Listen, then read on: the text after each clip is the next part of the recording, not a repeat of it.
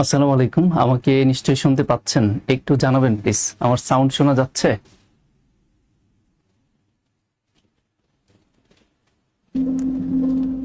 আমাদের শোনা যাচ্ছে? একটু জানাবেন প্লিজ। জি স্যার, ওকে, শোনা যাচ্ছে। ওয়ালাইকুম আসসালাম।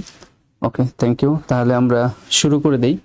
আজকে আমাদের টপিক ক্রিটিক্যাল রিজনিং এর স্ট্যান্ড করা, উইকেন্ড করা এবং প্যারাডক্স টাইপের যে কোশ্চেনগুলো আছে সেগুলো।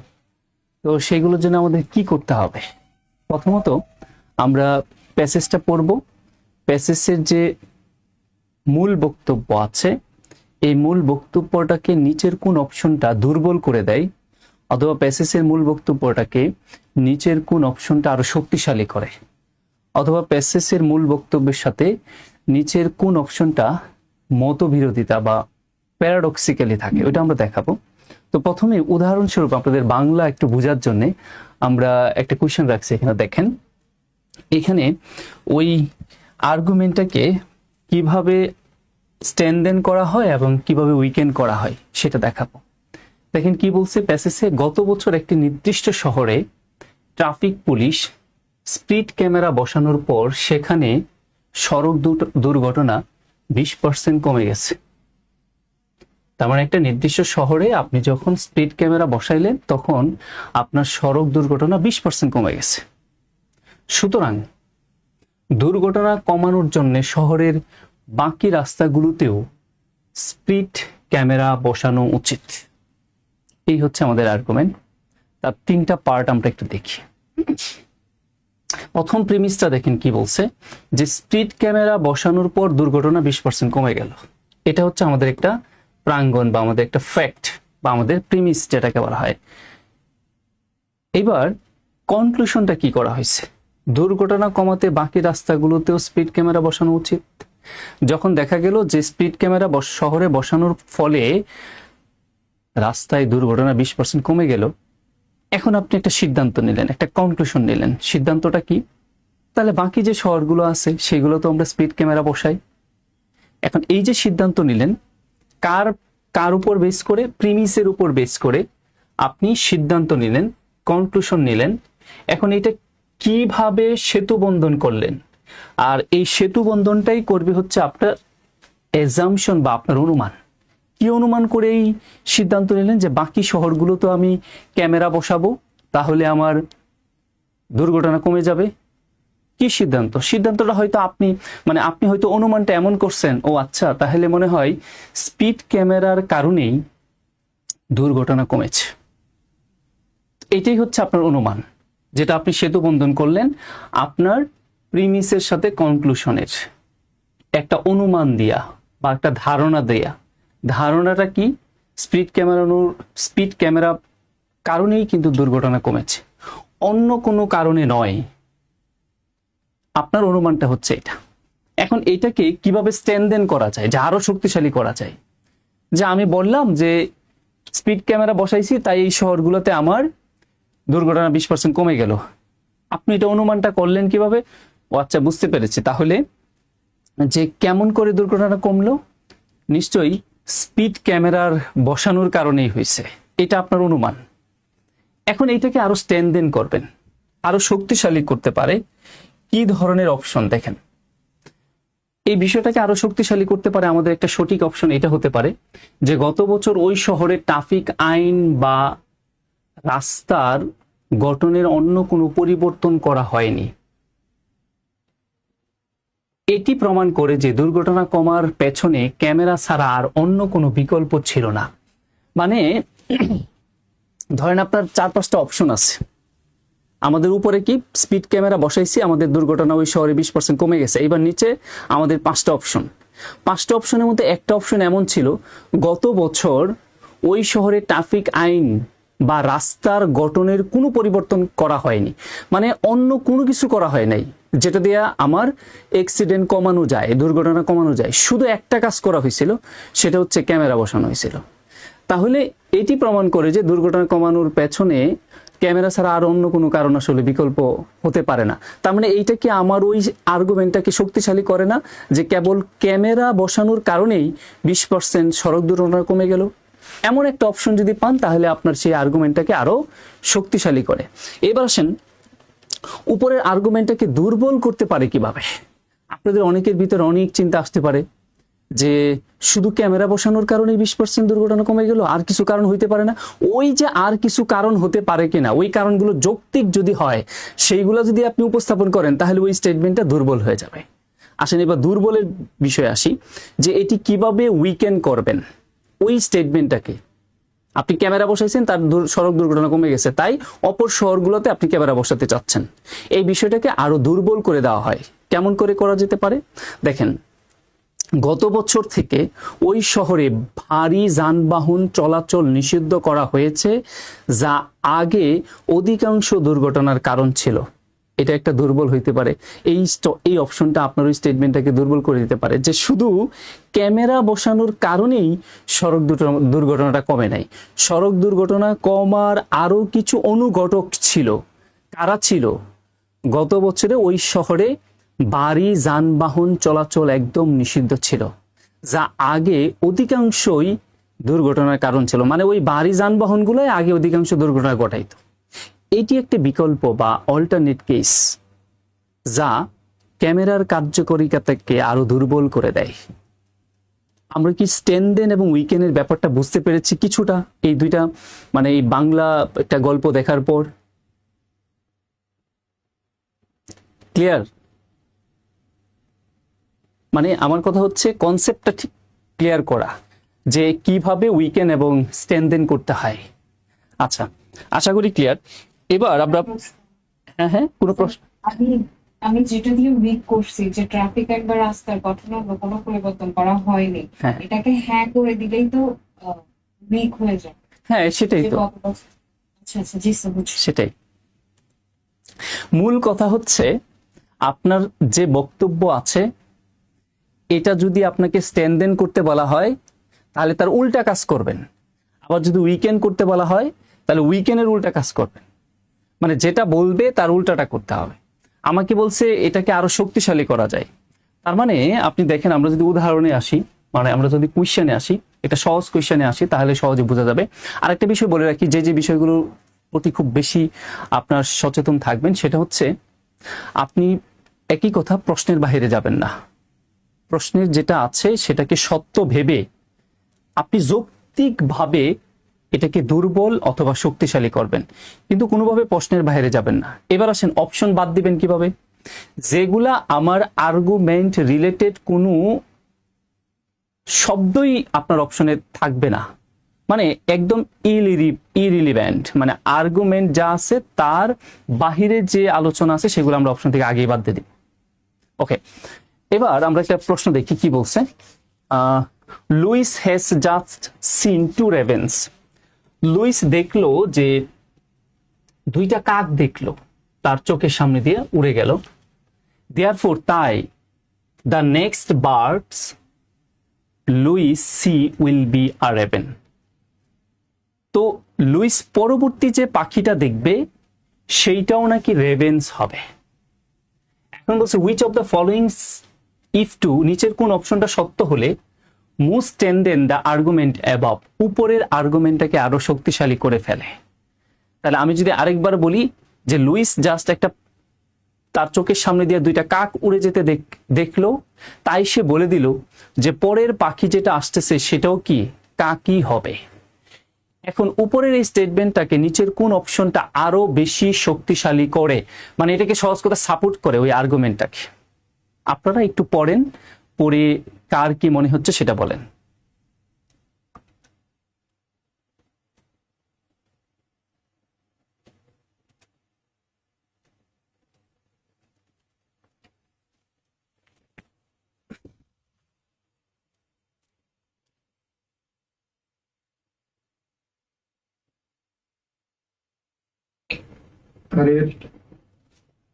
আচ্ছা, যার যেটা মনে হচ্ছে বলবেন।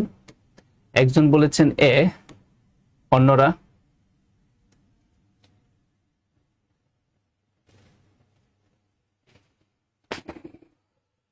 এ, সি? না স্যার, এ। এ, আচ্ছা, এ আচ্ছা, আর কেউ কিছু বলছেন না? আচ্ছা ঠিক আছে, এবার আমি তাহলে ব্যাখ্যায় আসি। এখানে একটু মজা করে বলি, তাহলে সহজে বোঝা যায়। ধরেন যে আপনার বন্ধু নিয়ে আপনি ইডেন কলেজের গেটে দাঁড়ায় আছেন। এখন আপনার বন্ধুকে বললেন যে দোস্ত, এই যে দেখলি 3-4 জন মেয়ে বের হয়ে গেল, পরে যে মেয়েটা আসতেছে সেটা তোর ভাবি হবে। এটা কেমন করে সম্ভব? আপনার একটু অনুমান করে বলেন তো, কি একটা সেতু বন্ধন তৈরি করতে পারলে বলা যেতে পারে যে পরে যে আসবে সে ওর ভাবি হবে? খুব খুব ইফেক্টিভ কিন্তু। এক্স্যাক্টলি, কারণ এটা মহিলা কলেজ। যে বেরোবে সে স্বাভাবিকভাবেই মেয়ে বের হবে, আর সেই মেয়েটা তার ভাবি হওয়ার সম্ভাবনা আছে, হইতেই পারে। ছেলে তো আর বের হবে না। বিষয়টা তাই। সেটা কি, যে রেভেন্স টেন্ড টু মুভস ইন ফ্লোকস, মানে কাক সাধারণত জাঁক বেঁধে উড়ে। তাহলে আপনি একটা সুবিধা নিলেন যে দোস্ত, আমি দেখলাম আমার চোখের সামনে দিয়ে 2টা কাক উড়ে গেল, তাহলে পরের পাখিটাও কাক হবে। কিভাবে বললেন? কারণ আপনি আগের থেকে জানেন যে কাক জাঁক বেঁধে উড়ে, তাই আপনি বলতে পারছেন। ইয়েস, এই জিনিসটা আমাদের ওই আর্গুমেন্টটাকে আরো শক্তিশালী করে দেয়, যেটা আমি বললাম। এবং আপনাকে আরো সহজ করে বোঝানোর জন্য যে উদাহরণটা দিলাম, সে এর চেয়ে ভালো আর বোঝার জন্য কিছু হতে পারে না, এটাকে স্ট্যান্ড করার জন্য। এখন ধরেন যে বি কেন না, Lewis is in California, Lewis ক্যালিফোর্নিয়ায় থাকে, এন্ড এবং ravens are occasionally seen in California, তাই মাঝে মাঝে ক্যালিফোর্নিয়ায় রেভেন্স দেখা যায়। এটা আমার এই স্টেটমেন্টটাকে শক্তিশালী করে না। আমার কনক্লুশনটা বুঝতে হবে যে কেমন করে সম্ভব পরের পাখিটাও কাক হওয়া। নিশ্চয়ই তাহলে কাকের উড়ার প্রবণতা জাঁক বেঁধে, এটি হওয়ার কথা, এবং এইটি আমার ওই আর্গুমেন্টটাকে আরো শক্তিশালী করে দেয়। আচ্ছা, তাহলে আর নিচের গুলাতে গেলাম না, নেক্সটে আসি।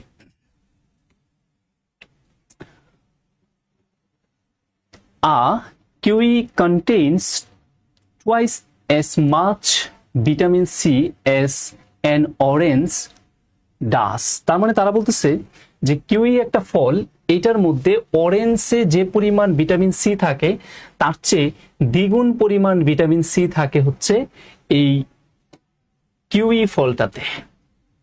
ফাইন। নেভারথলেস, তা সত্ত্বেও, those seeking to get their daily dose of vitamin C from fruits do not need to replace orange with kiwis in their diet। তার মানে তারা বলছে তথাপি আপনারা এইখানে যেটা করতেছে যে seeking to gets their daily dose of vitamin C, তাদের যে দৈনিক ভিটামিন সির যেটা প্রয়োজন সেটা ফ্রম ফ্রুটস, ফল থেকে যে ভিটামিনটা প্রয়োজন সেটা do not need to replace, এটা তারা প্রয়োজন মনে করতেছে না রিপ্লেস করতে অরেঞ্জ উইথ কিউই। কিউইর পরিবর্তে, মানে অরেঞ্জের পরিবর্তে কিউই, এইখান থেকে তাদের দৈনিক যে চাহিদা ভিটামিন সি সেইটা নেওয়া এটা প্রয়োজন মনে করতেছে না।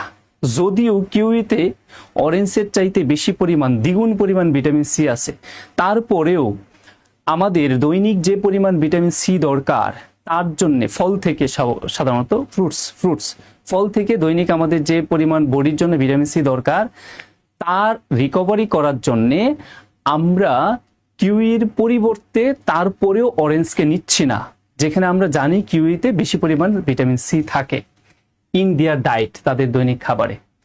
এখন which of the following if true, নিচের কোন অপশনটা সত্য হলে would lend to most support to this to dieticians conclusion. তো পুষ্টিবিদের যে কনক্লুশন সেটাকে নিচের কোন অপশনটা আরো শক্তিশালী করে দেয়। এবার কনক্লুশনটা কি? আমরা জানি যে কিউইতে অরেঞ্জের তুলনায় দ্বিগুণ পরিমাণ ভিটামিন সি থাকে, তথাপি আমাদের দৈনন্দিন ভিটামিন সি এর চাহিদা পূরণ করার জন্যে কিউই ফলের বিপরীতে আমরা অরেঞ্জটাকে রিপ্লেস করছি না। এখন তাহলে কেন করছি না? যদিও আমরা জানি যে কিউই ভিটামিন সি অরেঞ্জ চাইতে বেশি, তারপরেও আমরা কেন কিউইর পরিবর্তে অরেঞ্জ খাচ্ছি? কি কারণে? তাহলে নিচের কোন অপশনটা আমার এই কারণটাকে আরো উস্কে দেয়, আরো সাপোর্ট করে, আরো শক্তিশালী করে যে এই কারণে আমার ভাই আমি কিউইর পরিবর্তে অরেঞ্জই খাচ্ছি এখন পর্যন্ত? চিন্তা করেন তো।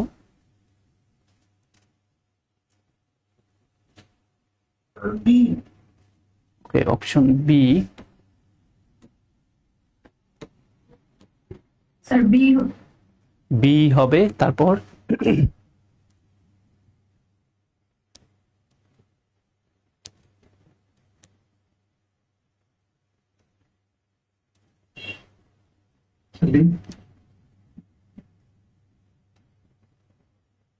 বলেন আর কি বলতেছেন? D sir A. A. D বলছে নাকি কেউ? ডি ফর ঢাকা এমনটা বলছেন? আচ্ছা, ডি ফর ঢাকা।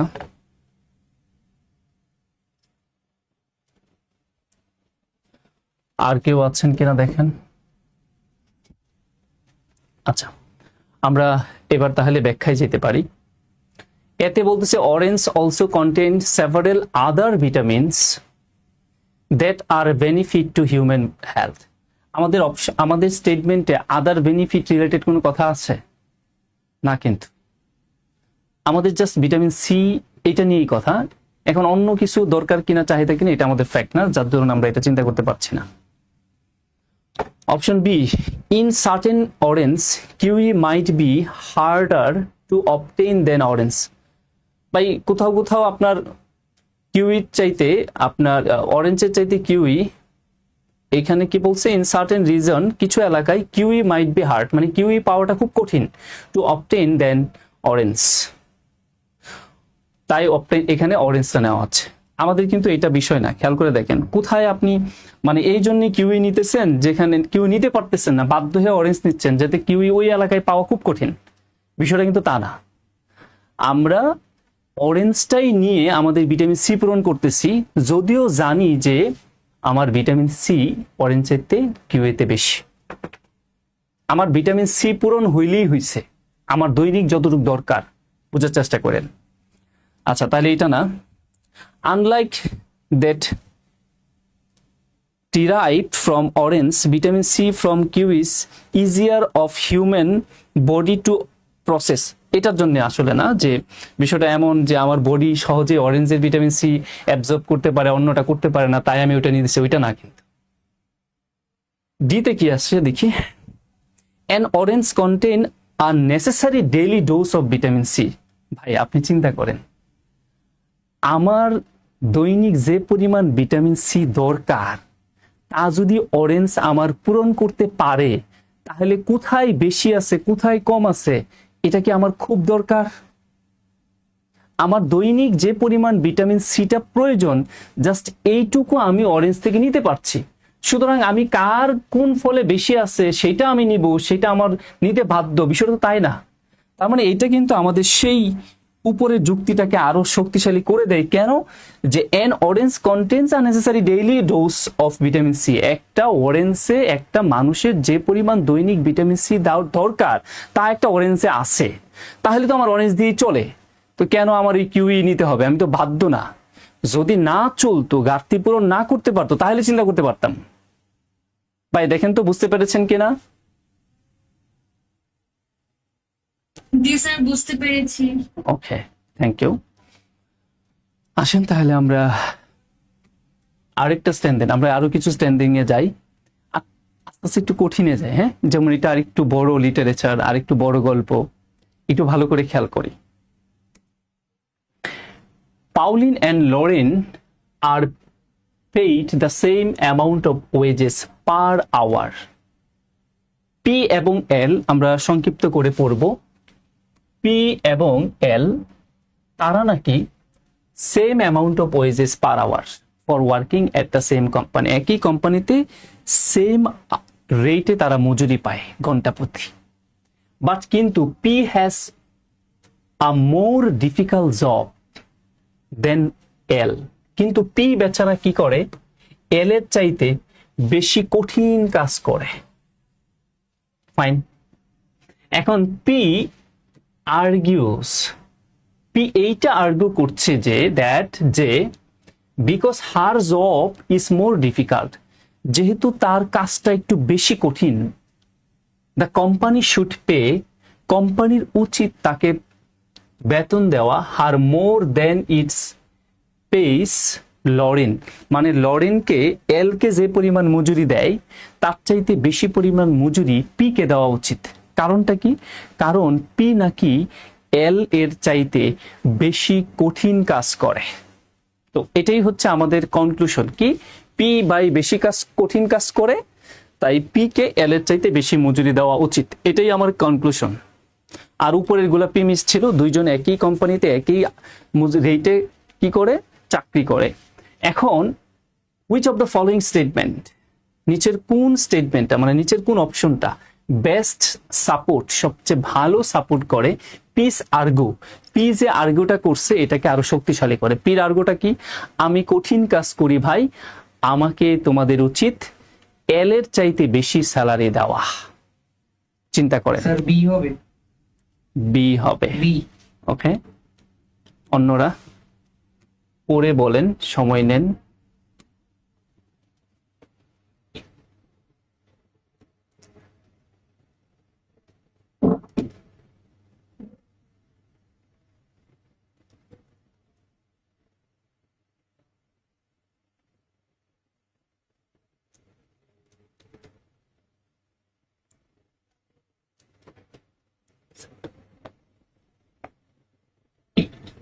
এটা বি হবে, জি স্যার অন্য নয়।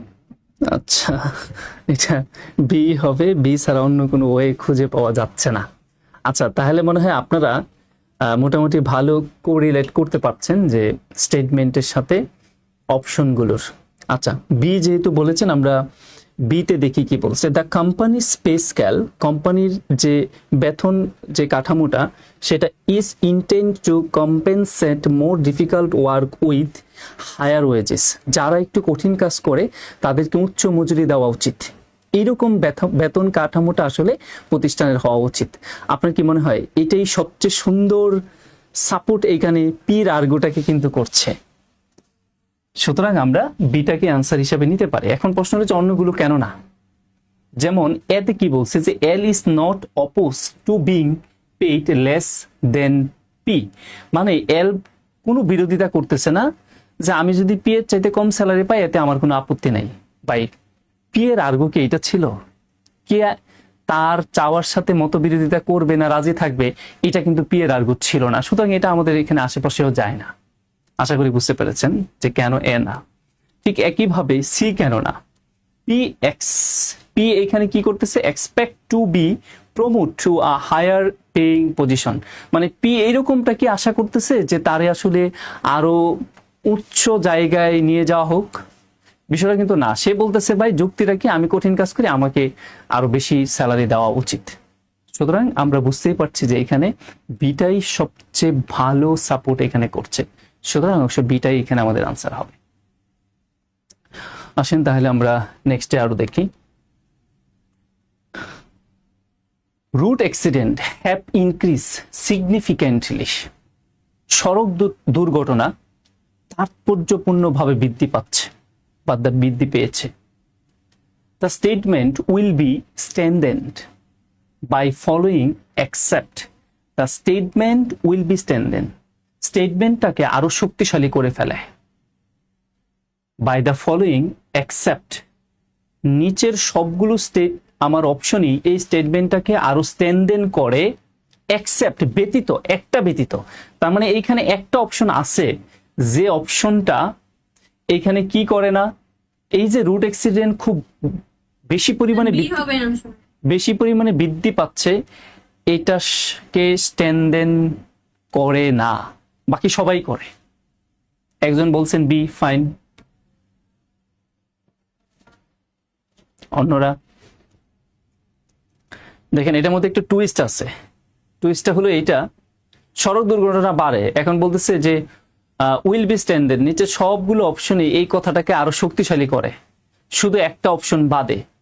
তার মানে যে অপশনটা বাদে সেটা শক্তিশালী করে না, বরং আরো দুর্বল করে ফেলে। তো সেটা কোনটা? বি, বি ফর বাংলাদেশ, এই তো? Sir Dhaka Dhaka. D for Dhaka. Okay, D for Dhaka. আর কারো কিছু আছে? আচ্ছা,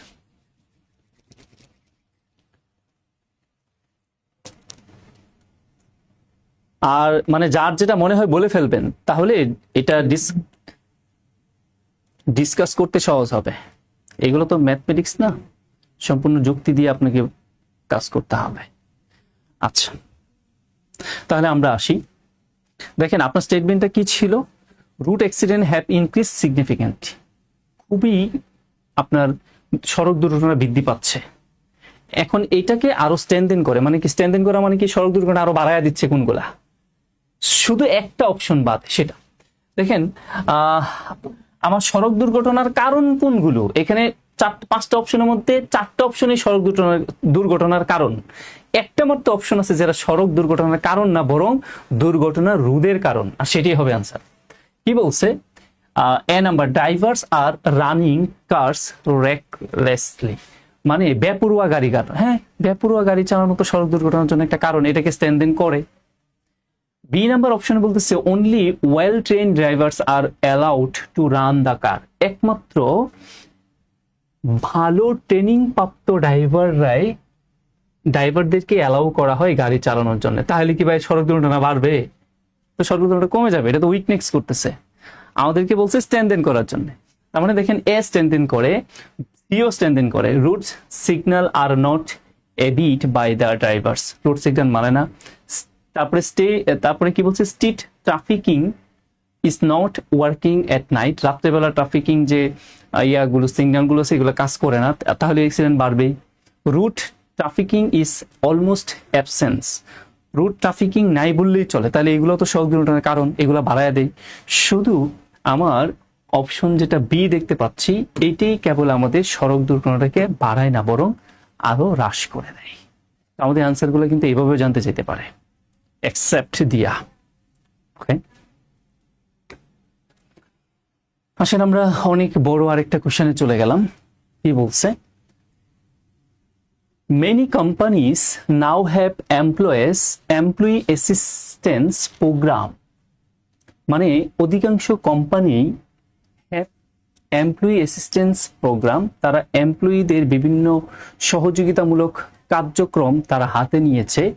that enable employees free of charge, মানে কোনো প্রকার খরচ ছাড়া এই এমপ্লয়ীদেরকে তারা এই ধরনের বিভিন্ন অ্যাসিস্টিং প্রোগ্রাম দিচ্ছে।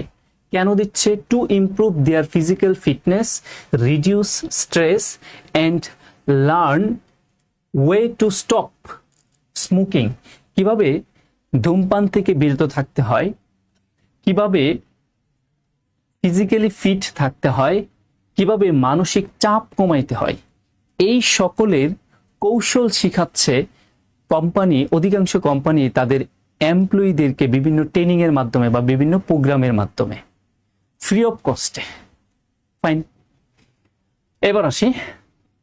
দিস প্রোগ্রামস ইনক্রিজ, এই প্রোগ্রামগুলো বৃদ্ধি করছে ওয়ার্কার প্রোডাক্টিভিটি, কর্মচারীদের কার্যক্ষমতা বৃদ্ধি করতেছে এই ধরনের প্রোগ্রাম। রিডিউস অ্যাবসেন্টেন্সিজম, মানে অ্যাবসেন্টিসিজম মানে হচ্ছে এটাকে কি বলে, যে মানে অনুপস্থিতির হার যেটা, এটাকে হ্রাস করতেছে। অ্যান্ড এবং listen insurance cost for employee health care, এবং এমপ্লয়ীদের যে স্বাস্থ্য বীমা বাবদ যে খরচটা ছিল সেটাকে কমায় দিচ্ছে। দেখেন অনেকগুলো জিনিস কিন্তু প্রতিষ্ঠানে সেভ হচ্ছে। এবার আসি আমাদের কাছে কি জানতে চাইছে। দেয়ারফোর, তাই this programme benefit the company as well as the employee, তাই এই প্রোগ্রামটা কোম্পানিরও কি হচ্ছে, কোম্পানি নিজেও লাভবান হচ্ছে এবং এমপ্লয়িরা ব্যক্তিগতভাবেও লাভবান হচ্ছে। এখন আমাদের প্রশ্ন হচ্ছে, which of the following if true, নিচের কোন অপশনটা যদি সত্য হয়, most significantly strengthen the conclusion above, তাহলে উপরের কনক্লুশনটাকে আরো বেশি শক্তিশালী করে নিচের কোন অপশনটা সত্য হলে সেটা জানতে চাইছে। কনক্লুশনটা কি দেখেন, এতে করে প্রতিষ্ঠানের নিজস্ব বেনিফিট আছে, পাশাপাশি কর্মীদেরও বেনিফিট আছে। প্রতিষ্ঠানের নিজস্ব বেনিফিটটা কি? স্বাস্থ্য বীমা বাবদ যে খরচ সেটা কমে যাচ্ছে, আর ওয়ার্কারদের যে অনুপস্থিতির হার সেটা কমে যাচ্ছে, পাশাপাশি ওয়ার্কাররা স্বাস্থ্যগতভাবে ভালো থাকছে বা সুস্থ থাকছে। এটাই কনক্লুশন। এটাকে আমার নিচের কোন অপশনটা আরো বেশি শক্তিশালী করে? এবার আপনারা পড়েন, চিন্তা করেন।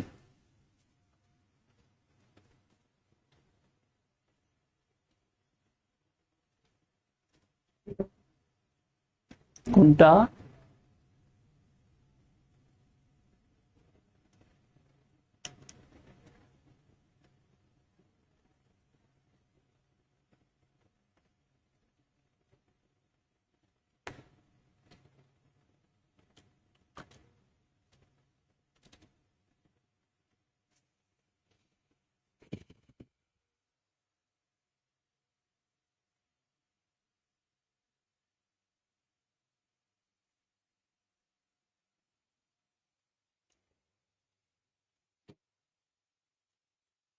যার যেটা আইডিয়া মনে হচ্ছে বলে ফেলবেন।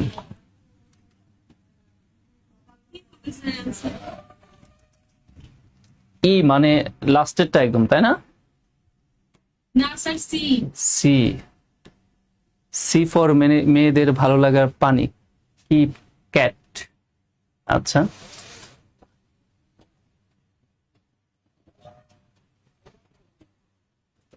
আর কার কি মনে হচ্ছে?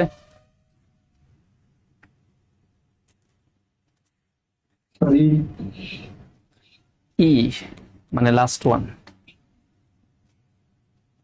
হ্যাঁ, এ হয়েছে, আর লাগবে না, তিনটা হয়ে গেছে।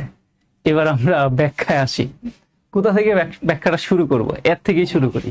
আচ্ছা, এতে কি বলছে? Physical fitness programme are often the most popular service offer to companies, মানে কোম্পানি মাঝে মাঝে এটা অফার করে এবং এটা খুবই জনপ্রিয় হয়। ভাই, এটা আমাদের উদ্দেশ্য? এটা তো আমাদের প্রশ্নের সাথে রিলেভেন্টই না। আমাদের প্রশ্নটা কি? প্রতিষ্ঠানও লাভবান হচ্ছে, আমরাও লাভবান হচ্ছি। তো আমরা কিভাবে লাভবান হচ্ছি? আমরা যে লাভবান হচ্ছি অ্যাজ ওয়েল এস এমপ্লয়ি, কেমন করে আমরা লাভবান হচ্ছি? এটার সাথে কিন্তু আমরা এই উত্তরটা পাচ্ছি না।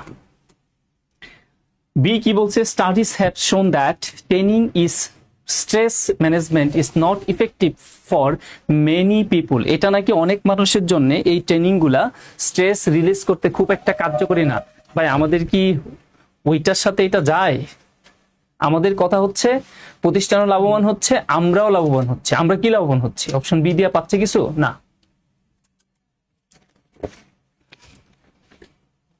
ওকে, সিতে দেখেন কি বলছে, যে regular exercise reduce people's risk of heart disease. মানে রেগুলার যদি আপনি এক্সারসাইজ করেন তাহলে পিপুলের কি হয়? হার্ট ডিজিজের যে রিস্কটা এটা কমে যায়। এটা আমাদেরকে উপকার, এটা আমাদের জন্য আসলে কার্যকরী। আর রেগুলার এক্সারসাইজ তো আমাদের এখানে শেখানো হচ্ছে, তার মানে এটার সাথে কিছুটা এখানে রিলেট আমরা করতে পারছি। এন্ড এবং provide them with increase energy, এবং তাদের শক্তি বৃদ্ধি করে।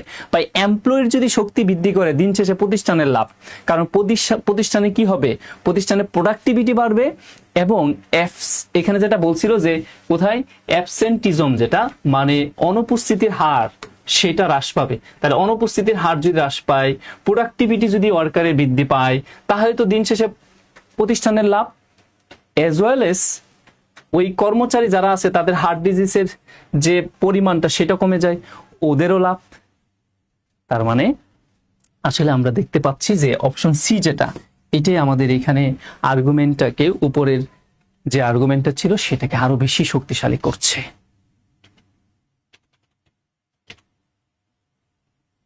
বুঝা গেল? ক্লিয়ার? আমরা তাহলে নেক্সটে আসি।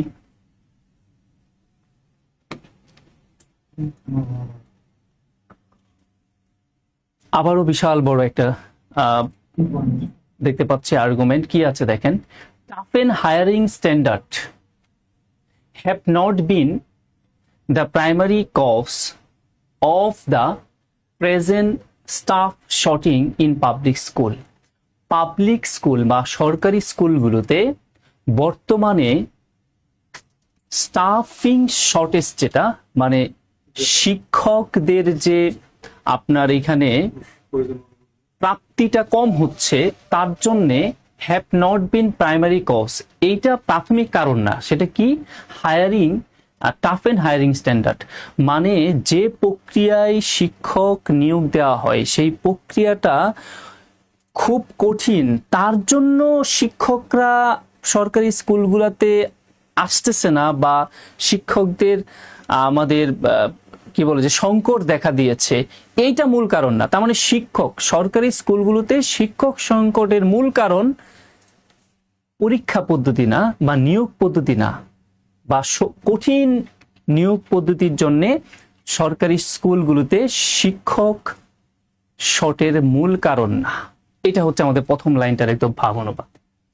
এবার বলছে the shortage of teacher is primary school cause by, primary স্কুলে তাহলে শিক্ষক এর কমে যাওয়ার বা শর্টেজ এর কারণটা এইটা হইতে পারে, দ্য ফ্যাক্টটা আসলে কি, দ্যাট ইন রিসেন্ট ইয়ার, সাম্প্রতিক বছরগুলোতে teacher have not experience any improvement, টিচাররা কোনো প্রকারের উন্নতি দেখতে পাচ্ছে না। কোথায়? ইন দ্য ওয়ার্কিং কন্ডিশন, তারা যেখানে কাজ করে সেই কর্ম পরিবেশের কোনো উন্নতি দেখতে পাচ্ছে না। এন্ড এবং their salary have not kept pace with salary in other profession, অন্যান্য প্রফেশনের চাইতে তাদের যে স্যালারিটা সেটা তাদেরকে কোনোভাবেই সান্ত্বনা দিতে পারছে না, মানে এতই কম এবং ওয়ার্কিং পরিবেশটা এতই খারাপ।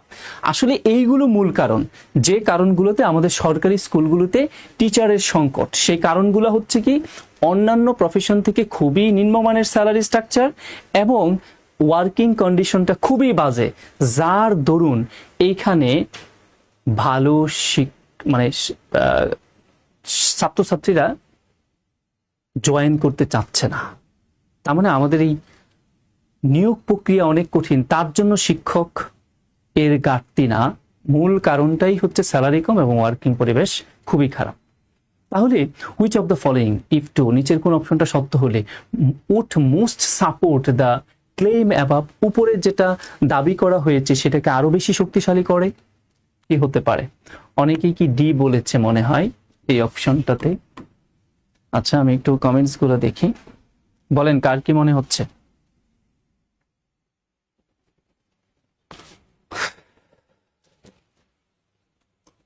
তিনজনকে ডি বলতে দেখছি।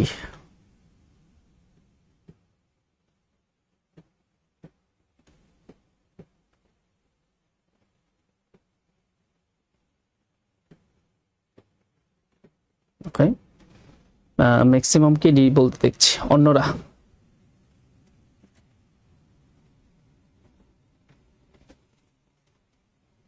পড়েন, সময় নেন, বুঝে বলেন।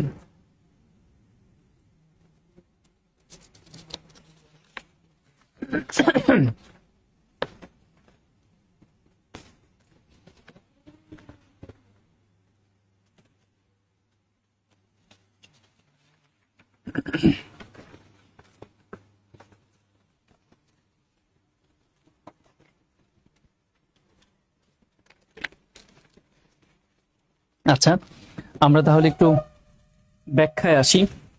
অনেকেই বলেছেন এটার আনসার ডি, এখনো ডি বলতেছেন। আচ্ছা তাহলে ডিটাই দেখি। ডিতে দেখেন কি বলছে যে many teachers have cited low pay and lack of professional freedom as reason for their leaving the profession. এই প্রফেশনটা ছেড়ে যাওয়ার মূল কারণই হচ্ছে এইখানে আপনার কোনো স্বাধীনতা নেই এবং এইখানে যে লো পে, অল্প বেতন, এগুলো আসলে মূল কারণ। হ্যাঁ আমাদের তো এটাই ছিল যে এখানে ওয়ার্কিং কন্ডিশন খারাপ, মানে স্বাধীনতা নাই মানে ওয়ার্কিং কন্ডিশন খারাপ এবং লো স্যালারি, খুবই কম মানের স্যালারি অন্যান্য প্রফেশন থেকে। এই সকল কারণেই তো টিচার সংকট এইখানে। তার মানে আমরা ডিটাকে অপশন হিসাবে নিতে পারি। তাহলে অন্যগুলো কেন না খেয়াল করে দেখি। অপশন এ কি বলছে, many teacher already in the profession would not have been hired under the new hiring standard. এই নিউ হায়ারিং স্ট্যান্ডার্ডে ইতিমধ্যে যারা টিচার হয়েছে তারা এই নিউ হায়ারিং স্ট্যান্ডার্ডে মেনে হয় নাই, বা এটা তো আমাদের উদ্দেশ্য না। আমাদের কনক্লুশনের সাথে এটা আশেপাশেও নেই। আমাদের কনক্লুশন হচ্ছে ওয়ার্কিং কন্ডিশন খারাপ, স্যালারি খারাপ, তাই এখানে কি হচ্ছে না, টিচার থাকছে না। তো এইটার সাথে আমাদের নিচের কোন অপশনটা স্ট্যান্ড করে আমরা ডিটাই দেখতে পাচ্ছি। কিন্তু আবার যদি বি পড়েন, today more teacher are entering the profession with a higher educational level than the past, মানে পূর্বের চাইতে অনেক হায়ার এডুকেশনাল ব্যাকগ্রাউন্ড আছে এইরকম লোকগুলো এই টিচার প্রফেশনে আরো বেশি বেশি এন্টার করছে না। এটা আমাদের সাথে ওইসবের সাথেই না, আমরা যেটা দেখতে পাচ্ছি যে অপশন বিটাই এখানে এই আর্গুমেন্টটাকে আরো স্ট্যান্ডার্ড, আরো সাপোর্ট করছে বা আরো স্ট্যান্ডেন করছে। Right, option D answer. আমরা অনেকগুলো স্ট্যান্ডেন দেখলাম, আরো স্ট্যান্ডেন দেখি। দেখেন এখানে কি বলছে, ইন রিসেন্ট ইয়ার্স, সাম্প্রতিক বছরগুলোতে, many cabinets have been winning claim as artist, মানে সাম্প্রতিক বছরগুলোতে অনেক পরিমাণ ক্যাবিনেট মেকার্স আছে যারা কিনা আর্টিস্ট হিসাবে সম্মান পাচ্ছে, ওকে, বা প্রশংসা পাচ্ছে। বর্তমান সময়ে অধিকাংশ ক্যাবিনেট মেকার্সটাই আর্টিস্ট হিসাবে সম্মান পাচ্ছে। বাট কিন্তু ক্যাবিনেট মেকার মানে কি জানেন তো? আচ্ছা, না জানলেও সমস্যা নেই, ঠিক পরের লাইনগুলো পড়লে আপনি সহজে ধরতে পারবেন কি হইতে পারে অর্থটা। বাট কিন্তু since furniture must be useful, কিন্তু ফার্নিচার অবশ্যই ব্যবহার উপযোগী হইতে হবে। তার মানে বোঝা যাচ্ছে ক্যাবিনেট মেকার হচ্ছে আসবাবপত্র যারা বানায় তাদেরকে ক্যাবিনেট মেকার বলে। তো তারা বলতেছে কিন্তু ঠিক আছে, তোমাদেরকে আমরা প্রশংসা করছি একজন আর্টিস্ট হিসাবে, কিন্তু তোমরা যে ফার্নিচার বানাবা সেটা খুবই ব্যবহারযোগ্য হইতে হবে, অবশ্যই ব্যবহারযোগ্য হইতে হবে। এখন cabinet makers must exercise, cabinet মেকারসটা খুব বেশি পরিমাণে মনোযোগ দিচ্ছে দেয়ার ক্রাফট, তাদের কারুকার্যে, with an eye to the practical utility of their product, যাতে তাদের প্রোডাক্ট তারা যেটা বানাচ্ছে এটা যাতে বাস্তবিক ব্যবহার উপযোগী হয়, এমন ভাবে তারা মনোযোগ দিয়ে এই ক্রাফটগুলো করছে এবং এই প্রোডাক্টটা বানাচ্ছে যাতে মানুষ বাস্তবে এটা ব্যবহার করতে পারে। ফাইন, ফর দিস রিজন, এই জন্য cabinet making is not art.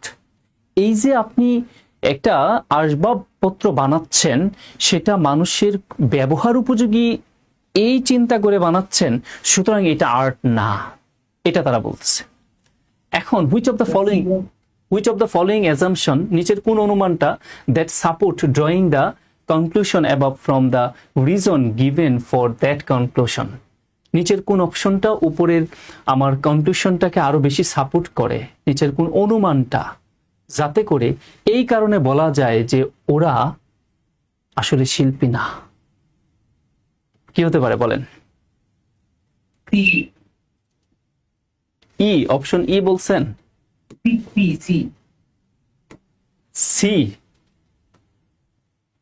আচ্ছা। আর কাদের কি মনে হচ্ছে?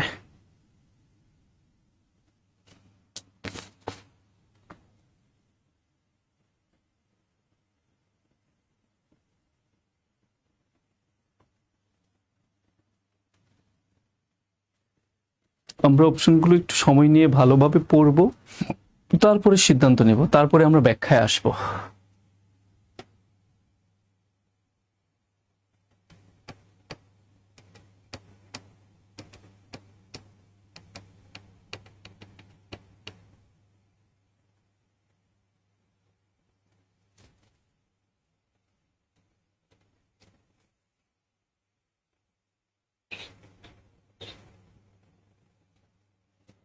ওকে, আমরা কি তাহলে ব্যাখ্যায় যেতে পারি? আপনারা সির বাহিরে আর কেউ কিছু বলতে পারছেন না?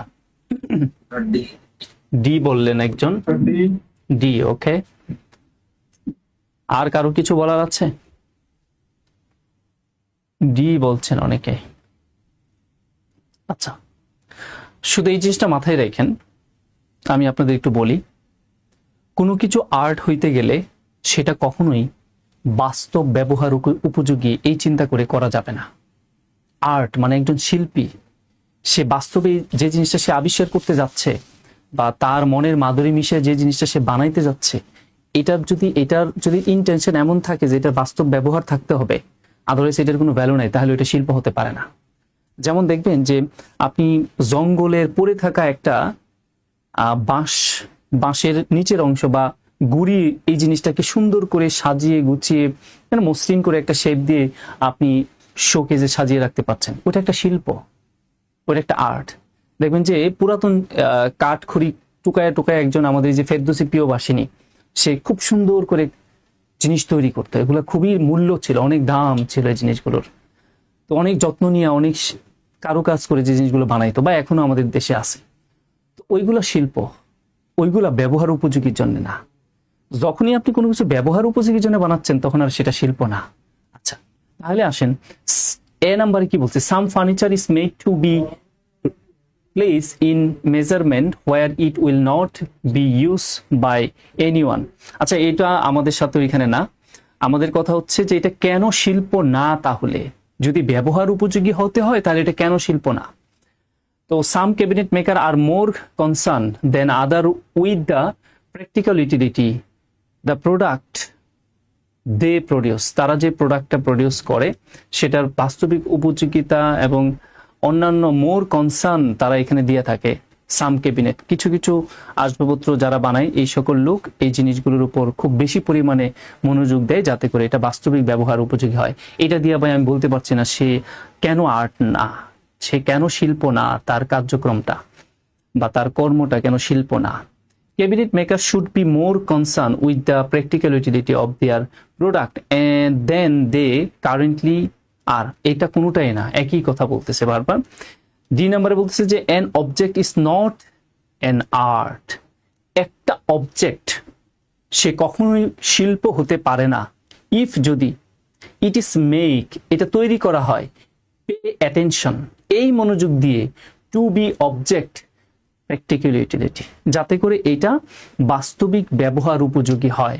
এই মনোযোগ দিয়ে যদি আপনি কোনো কিছু তৈরি করতে যান তাহলে সেটাকে কোনোভাবে আর্ট বলা যায় না। ইয়েস, অপশন ডিটাই আমাদের এখানে পারফেক্ট আনসার দিচ্ছে বা আমাদের ওই কন্ডিশন, আমাদের এই কনক্লুশনটাকে আরো বেশি শক্তিশালী করছে। সবাই কি ক্লিয়ার? কারো কোনো, আশা করছি আর এই জায়গায় মতবিরোধিতা থাকার কথা না। এবার আসেন আমরা কিছু উইকেন্ডস ভাবে কিভাবে দুর্বল করে দেয় স্টেটমেন্টগুলোকে সেগুলো দেখব। তো সেটা একটু মাথায় রাখবো। আমাদের স্টেটমেন্টে আর্গুমেন্টে যেগুলো আছে, যে কনক্লুশনটা আছে তার বিপরীত চিন্তা করতে হবে, তাহলে খুব সহজে আপনি দুর্বল করতে পারবেন। তো কেমন, আমরা একটু সরাসরি উদাহরণের মাধ্যমে দেখি। এখানে যে প্রশ্নটা দেখতে পাচ্ছি যে it is important to teach, এটা খুবই গুরুত্বপূর্ণ যে শিক্ষা দেওয়া স্টুডেন্ট, ছাত্রছাত্রীদের টু ইউজ কম্পিউটার্স ইফেক্টিভলি, যাতে করে তারা কার্যকরীভাবে কম্পিউটার তৈরি করতে পারে, চালাইতে পারে, তার জন্য তাদেরকে কম্পিউটার শিক্ষা দেওয়া খুবই গুরুত্বপূর্ণ। দেয়ারফোর, তাই student should be taught computer programming in school, তাই স্টুডেন্টদেরকে স্কুলে কম্পিউটার প্রোগ্রামিং শিক্ষা দেওয়া উচিত। ভাই, আপনি যাতে কার্যকরভাবে কম্পিউটার চালাইতে পারেন তার দরুন আপনাকে স্কুলে কম্পিউটার প্রোগ্রামিং শেখানো উচিত। এটা হচ্ছে আমাদের আর্গুমেন্টটা। এবার which of the following if true, রিচের কোন অপশনটা সত্য হলে মোস্ট উইকেন, আরো বেশি দুর্বল করে দেয় দ্য আর্গুমেন্ট অ্যাবাভ, উপরের আর্গুমেন্টটা কি? উপরের আর্গুমেন্টটা কি? আমি কার্যকরীভাবে যদি কম্পিউটার শিখতে চাই তাহলে অবশ্যই আমাকে স্কুলে কম্পিউটার প্রোগ্রামিং শেখানো উচিত। এইটাকে আরো দুর্বল করে দেয় নিচের কোন অপশনটা? সবাই একটু পড়েন, পড়ে চিন্তা করেন কি হতে পারে।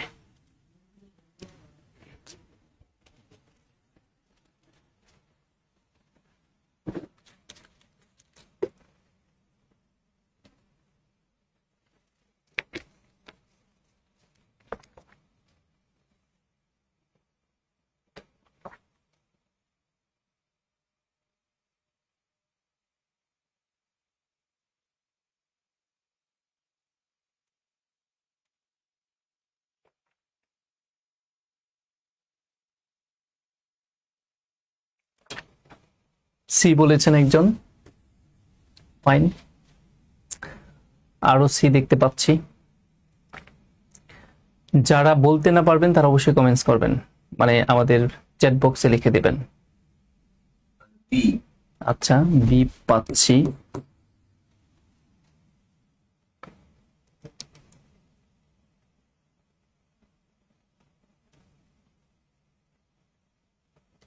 ওকে, আমরা সিটাই বেশি পাচ্ছিলাম। তাহলে একটু দেখি যে এখানে কি হতে যাচ্ছে। সিতে আমরা দেখি, বিতে দেখি কি বলছে। B, only people skill at computer programming use computer effectively. Only people skilled at computer programming, computer programming যারা দক্ষ তারাই কার্যকরভাবে কম্পিউটার চালাইতে পারে। ভাই আমাদের তো এটা উইকেন্ড করছে না, আমাদের উইকেন্ড করবে ওই টাইপের বিষয়গুলো। আমি যদি আপনাকে একটু সহজ করে উদাহরণ দেই, নিউ মার্কেটে যারা কম্পিউটার চালায় তারা কম্পিউটারের প্রোগ্রামিং এর পিও বুঝে না। কিন্তু ধরেন আপনি সিএসসি তে পড়ে আসছেন, পড়ে আসার পরেও ওই নিউ মার্কেটের কম্পিউটার অপারেটরের সাথে আপনি কম্পিউটার কার্যকরভাবে চালিয়ে পারবেন না। তার মানে তার কোনো প্রাতিষ্ঠানিক শিক্ষা না থাকা সত্ত্বেও সে কার্যকরভাবে কম্পিউটার চালাতে পারছে। এই টাইপের কোনো কিছু যদি দিতে পারি তাহলে সেই স্টেটমেন্টটা, ওই আমার উপরের স্টেটমেন্টটাকে আরো দুর্বল করে দেয়। আচ্ছা, তো সিতে কি আছে? Some people who use effectively, কিছু কিছু মানুষ আছে যারা কিনা খুবই ভালোভাবে কম্পিউটার চালাতে পারে। Can not right computer programs, কিন্তু তারা কম্পিউটার প্রোগ্রাম লিখতে পারে না। আর আমাদের কথা ছিল কি, কার্যকরভাবে কম্পিউটার চালাইতে যদি চান তাহলে আপনাকে কম্পিউটার প্রোগ্রামিং শিখতে হবে। তাহলে কার্যকরভাবে কম্পিউটার লোকটা চালাইতে পারতেছে কিন্তু কম্পিউটার প্রোগ্রামিং লিখতে পারে না। তার মানে কম্পিউটার প্রোগ্রামিং, আমার কার্যকরভাবে কম্পিউটার চালানোর জন্য কম্পিউটার প্রোগ্রামিং শেখার দরকার নাই, এটাই তো দুর্বল করে দিচ্ছে। আর আমরা বলছি হ্যাঁ দরকার আছে, আর আমরা বলছি না, আপনি যেটা বলতেছেন সেটা ছাড়াও আমি এই কাজটা করতে পারি, এটাই তো দুর্বল করে দেওয়া। ইয়েস, তার মানে অপশন সি যেটা আমাদের, সেটাই হচ্ছে এখানে পারফেক্ট আনসার, যেটা কিনা আমাদের এই স্টেটমেন্টটাকে যথাযথভাবে দুর্বল করছে। ওকে, আমরা দুর্বলের বিষয়টা বুঝলাম, তাহলে আরো কিছু দুর্বলের কোশ্চেন দেখি। স্যার আরেকটি বুঝায় বলে আগেরটা। আরেকটু বুঝায় বলি। ধরেন আমাদের কথাটা হচ্ছে কি, আমাদের প্রশ্নটা হচ্ছে এইটা যে আপনি যদি কার্যকরভাবে কম্পিউটার চালাইতে চান তাহলে আপনাকে কম্পিউটার প্রোগ্রামিং শিখতে হবে। এটাকে দুর্বল করব, এই কনক্লুশনটাকে দুর্বল করব। দুর্বল করা বলতে কি, ভাই দেখো আমি কম্পিউটার প্রোগ্রামিং জানি না, কম্পিউটার প্রোগ্রামিং লিখতে পারি না, কিন্তু যে কম্পিউটার প্রোগ্রামিং লিখতে পারে তার চাইতে আমি বেশি গতিতে কম্পিউটার চালাতে পারি। সে আমার সাথে টাইপ করে পারবে না, সে আমার সাথে গ্রাফিক্সের কাজ করে পারবে না, সে শুধু কোডিং করতে পারে। ভাই কোডিং করতে পারাটাই কি কম্পিউটার কার্যকরভাবে চালানো বোঝায়? কথা শুনেন, আপনার কাছে বাস্তবিকভাবে মনে হইতে পারে না পারফেক্টলি কম্পিউটার চালানো মানে হলো কোডিং যারা পারে তারা। কিন্তু আমার বারবার একটা কথা বলি যে অথর যেটা বলছে, অথর যে স্টেটমেন্টটা দিচ্ছে, যে আর্গুমেন্টটা দিচ্ছে, সেটা আপনার কাছে মিথ্যা মনে হলেও, বাস্তবিকভাবে সেটা মিথ্যা মনে হলেও সেটাকে সত্য ধরে আগাইতে হবে। এইগুলোই হচ্ছে ক্রিটিক্যাল রিজনিং এর কি পয়েন্ট, যে আপনি এখান থেকে বের হয়ে যান না। অথর যেটা বলছে সেখান থেকে আপনি মোটেও বের হইতে পারবেন না। সেটা যদি আপনার কাছে মিথ্যাও মনে হয়, কিন্তু না, সেটাকেই সত্য ধরে কাজ করতে হবে। কি আপনার কাছে এমনটা মিথ্যা মনে হচ্ছে না? যে লোক বুয়েট থেকে বেরোইছে ওই লোকই তো কার্যকরভাবে কম্পিউটার চালাবে, এটাই তো স্বাভাবিক। কিন্তু আমি বলতেছি যে না, কার্যকরভাবে কম্পিউটার তো আমাদের যারা নীল খেতে বসে আছে ওরা আরো বেশি ভালো কম্পিউটার চালাতে পারে, কিন্তু তারা কিন্তু কম্পিউটার প্রোগ্রামিং লিখতে পারে না। ম্যাডাম এবার কি বুঝতে পারছেন যে এটাকে উইকেন্ড করে দেওয়া মানেটা কেমন করে করতে হয়?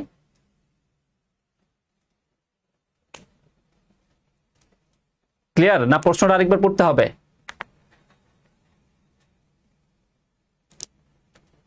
স্যার দু একটা প্রশ্ন তো দেখলে হয়তো ক্লিয়ার হবে। আচ্ছা আচ্ছা, এটা ছিল সবচেয়ে সহজ, মানে ধরার জন্যে। এরপরে এগুলো আরেকটু কঠিন হবে, কিন্তু সমস্যা নেই, আমি আরেকটাতে আসি। আগে এটা দেখেন বুঝেন কিনা, তারপরে প্রয়োজনে আরো বোঝাবো, আরো আছে সামনে। এবার দেখেন কি বলতেছে যে unlike the wholesale price of raw ul, the wholesale price of raw cotton has fallen considerably in the last year. গত বছরে নাকি আপনার র উল যেটা আছে সেটার দাম র কটনের চাইতেও ব্যাপক ভাবে, মানে এখানে কি পাইছে, হ্রাস পাইছে, কমে গেছে। তার মানে কি কমে গেছে দেখেন, unlike the whole sales price of raw wool, the whole sales price of raw cotton has fallen considerably in the last ইয়ার।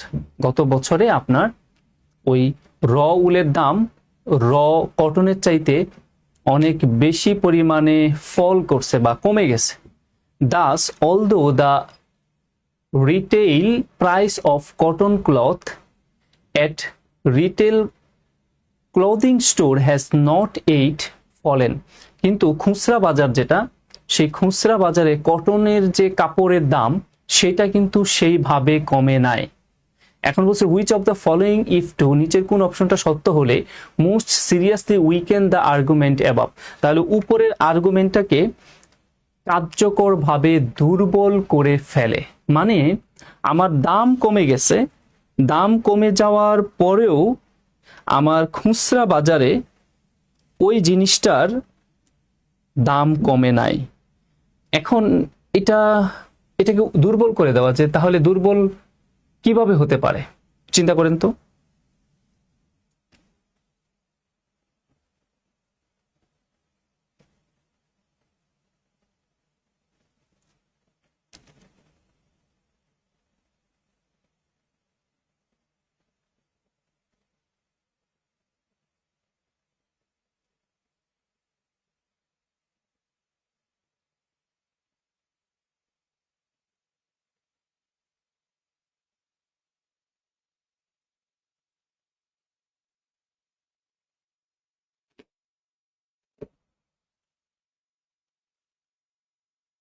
আবারও শুনেন, unlikely the whole sales price of raw cotton, the whole sales price of raw cotton না raw wool, the whole sales price of raw cotton has fallen considerably in last ইয়ার।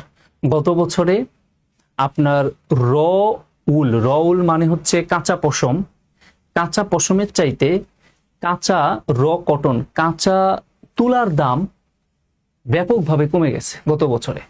তার মানে র উল কাঁচা পশম থেকে র কটন কাঁচা তুলার দাম গত বছরের তুলনায় অনেক কমছে। তার মানে তুলার দাম কমে গেছে, কটনের দাম কমে গেছে। তারপরেও নাকি although the retail price of cotton clothing at retail clothing store has not yet fallen, মানে আমার তুলার দাম কমে গেছে কিন্তু তুলা দিয়ে উৎপন্ন যে কাপড় স্টোরে ছিল সেগুলোর দাম কমে নাই। which of the following, নিচের কোন অপশনটি ইফ টু যদি সত্য হয় তাহলে most seriously weaken the argument above, উপরের আর্গুমেন্টটাকে আরো দুর্বল করে দেয়। যে কটনের দাম কমলো, তুলার দাম কমলো, কিন্তু তুলা দিয়ে তৈরি কাপড়ের দাম কমে নাই। এটাকে দুর্বল করছে নিচের কোন অপশন? Option A. অন্যরা বিও বলেছেন, সিও বলেছেন। ডি। আচ্ছা, আমরা তাহলে দেখি এতে কি বলছে। দ্য কস্ট অফ প্রসেসিং র কটন যে প্রসেসিং কস্টটা, এটা ফর ক্লথ কাপড় বানানোর জন্য যে র কটনটা প্রসেস করতে হয় এইটার যে খরচটা has increase during the last ইয়ারে সেটা কমে নাই, বরং আরো কি হয়েছে, বাড়ছে। আপনি একটু ভালোভাবে চিন্তা করেন।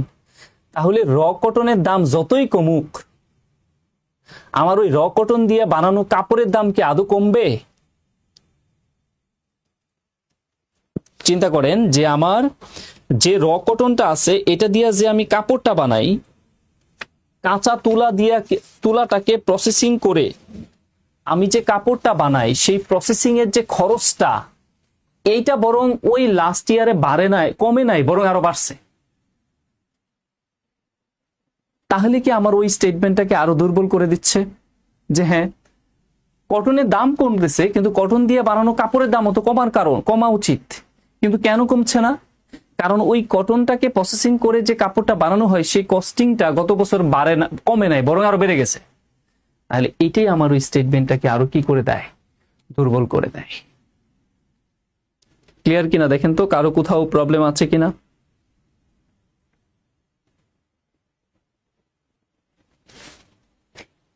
আচ্ছা, এই বিষয়গুলো অনেকের কাছে কঠিন লাগবে, স্বাভাবিক, কারণ এগুলা অনেকে এর আগে কখনো খুব বেশি একটা অ্যাড্রেস করে নাই। তবে বাস্তব জীবনে এগুলো প্রতিদিনই ঘটতেছে। আপনারা একে অন্যের সাথে যুক্তি তর্কে গেলেও কিন্তু এভাবেই চিন্তা করেন সবসময়। ওকে, আমরা আরেকটা প্রশ্নে আসি। স্যার এগুলো কি এক্সামে আসা কোশ্চেন? হ্যাঁ, এগুলো পরীক্ষায় বিভিন্ন সময় আসা কোয়েশ্চেন। আর আপনার হয়তো মনে হইতে পারে এখানে ম্যাক্সিমামই হচ্ছে জিমেটের কোয়েশ্চেন, ঠিক আছে? GMAT club, GRE, GMAT, set, cat, ওই সকল জায়গা থেকে। স্যার দুর্বল করে দেয় বলতে আসলে কি বোঝায়? দুর্বল করে দেওয়া বলতে আসলে কি বোঝায়? তো সেটাই বলছিলাম, আপনাদের প্রথমে যে উদাহরণটা দিয়েছিলাম যে একটা শহরে আমার স্পিড ক্যামেরা বসানোর কারণে 20% অ্যাক্সিডেন্টের হার কমে গেছে। তাহলে এটাকে দুর্বল করে দেয় কি? দুর্বল করে দেয় এমন একটা অপশন না যে ওই শহরে তখনকার সময়ে যে ভারী যানবাহনগুলো সেইগুলো চলাচল নিষিদ্ধ ছিল, আর যেগুলো অ্যাক্সিডেন্ট করার জন্য দায়ী ছিল। তাহলে আমি যে বললাম যে স্পিড ক্যামেরা বসানোর কারণে আমার হ্রাস পাইছে দুর্ঘটনার হার, এটা তো স্পিড ক্যামেরার কারণে হ্রাস পায়, ওটা তো স্পিড ক্যামেরার কারণে হ্রাস পায় নাই। হ্রাসটা পাইছে কেন? ওই যে যেগুলো দুর্ঘটনা ঘটাইতো, যে গাড়িগুলো, ভারী যানবাহনগুলো, এগুলো ওই সময় চলাচল বন্ধ ছিল, এই জন্যে ওইখানে আসলে অ্যাক্সিডেন্টের হার 20% কমে গেছে। তার মানে কি স্পিড ক্যামেরার এখানে কার্যকারিতা একদম দুর্বল করে দেওয়া হলো, যে স্পিড ক্যামেরা আসলে কোনো কাজই করে নাই। ভাই, দুর্বল করে দেওয়া ব্যাপারটা কি বুঝছেন যিনি প্রশ্ন করেছিলেন? আচ্ছা, এবার আসেন শক্তিশালী করাটা কি, ওই উদাহরণ দিয়ে বলি। উদাহরণটা কি দিয়েছিলাম যে একটা শহরে স্পিড ক্যামেরা বসানোর কারণে অ্যাক্সিডেন্টের হার 20% কমে গেল, এটাকে এখন শক্তিশালী করেন। একটা অপশন এমন হইতে পারে শক্তিশালীটা, যে ওই শহরে রাস্তাঘাটের কোনো উন্নয়ন করা হয় নাই, ট্রাফিক নিয়মের কোনো উন্নয়ন করা হয় নাই, কোনো উন্নয়ন কাজই করা হয় নাই, শুধু একটা কাজ করা হয়েছে, স্পিড ক্যামেরা বসানো হয়েছে, তার জন্য 20% দুর্ঘটনা আর কমে গেছে। তার মানে ওই কথাটাকে শক্তিশালী করে দিল। মানে একই জিনিসকে শক্তিশালী করা যায়, আবার একই জিনিসটাকে দুর্বল করা যায়। বুঝা গেল? বা আপনি এখন উদাহরণ দেন যে ধরেন যে নেইমার না খেলার পরেও আর্জেন্টিনা জিতছে। একটা উদাহরণ দেন তো যেটা আমার এই কথাটাকে আরো শক্তিশালী করে, যে নেইমার না খেলার পরেও আর্জেন্টিনা মানে কি বলে যে কি জানি ব্রাজিল জিতছে। নেইমার না খেলার পরেও ব্রাজিল জিতছে। একটা যুক্তি দেন, আপনার মতো করে একটা যুক্তি দেন যেটা দিয়ে বলা যায় যে হ্যাঁ, যে এই কারণে জিততে পারে। কার কি মনে হচ্ছে? ভালো প্লেয়ার ছিল। হ্যাঁ, নেইমারের চেয়ে ভালো প্লেয়ার ছিল, অথবা কোনো একজন ফরওয়ার্ড তার পরিবর্তে যে আসছে সে ওর চাইতে ভালো খেলছে, অথবা দলগত ভাবে ওই দিন সবাই ভালো খেলছে, যেহেতু নেইমার নাই সুতরাং সবার চেষ্টা করতে হবে। বুঝতেছেন? এই সকল আরো অনেকগুলো কারণ হতে পারে। এটা তো আপনার নিজের অনেকগুলা যুক্তি নিয়ে আসা, এক একজনের এক এক যুক্তি, প্রত্যেকটাই রাইট। কিন্তু আমরা যখন প্রশ্নে আসবো ব্রাজিল ভালো টিম, হ্যাঁ ফাইন হতে পারে, কিন্তু না, এটা কিন্তু সত্য কথা। তার মানে আমরা যখন একটা প্রশ্নে আসবো, অথর একটা স্টেটমেন্ট দিবে, নিচে 5টা অপশন দিবে, তখন আর আমার চিন্তা ফুললি যে মিলে যাবে তা না। তখন অপশনের 5টা পড়ে যেটা মনে হবে যে হ্যাঁ আমার চিন্তার সাথে ওইটাও মিলে যাচ্ছে, তখন আমরা সেটাকে আনসার দেবো। আদারওয়াইজ যখন আমি খুলে দিলাম তখন কিন্তু অনেকেই অনেক কথা বলতেছেন, সবগুলো দিয়ে এটাকে স্টেটমেন্টটাকে সত্য করে ফেলা যাচ্ছে। ঠিক একইভাবে এই জিনিসটাকে দুর্বল করে ফেলেন, যে নেইমার না খেলার পরেও ব্রাজিল জিতছে, তো এইটা কি বললে এই স্টেটমেন্টটাকে দুর্বল করে ফেলা যায়? মানে জিতছে এই জিনিসটাকে দুর্বল করে ফেলা যায়। কষ্ট হয়ে যাবে এবার কিন্তু।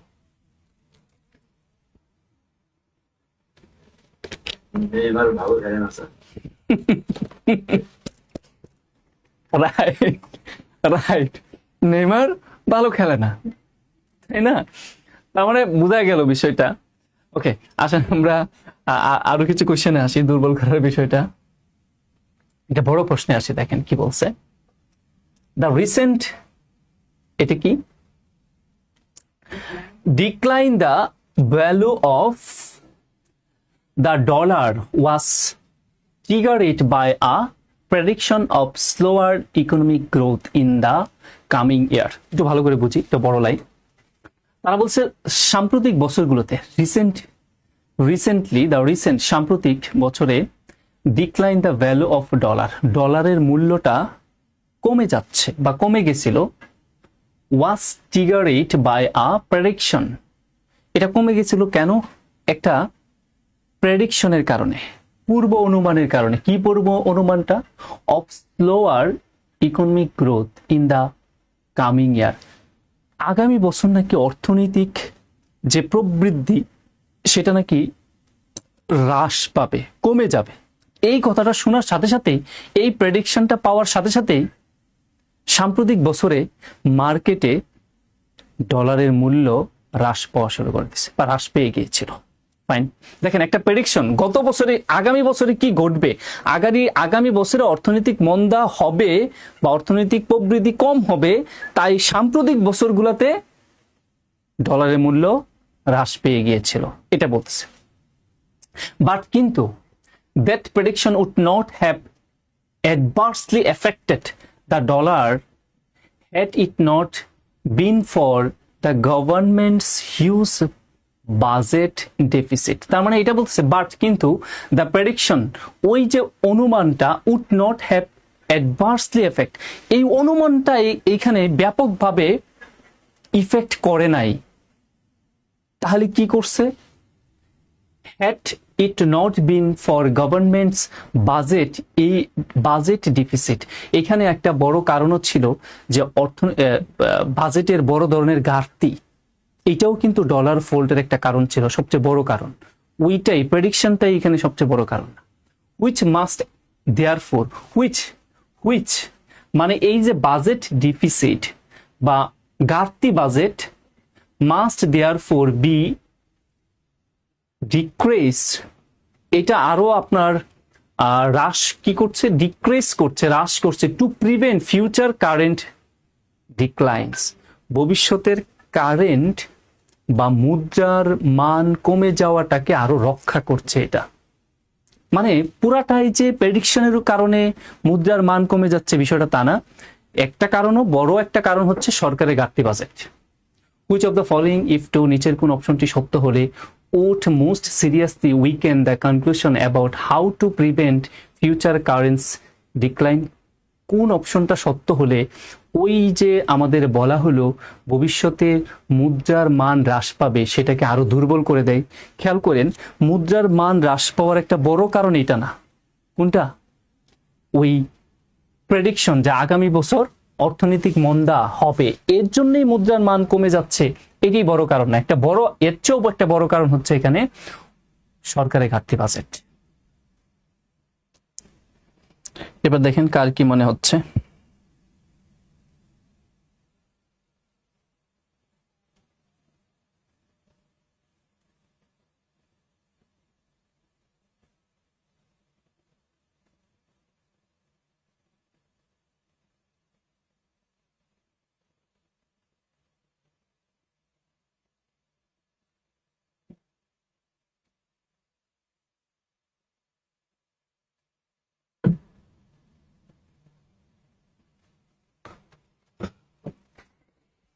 পড়তে থাকেন।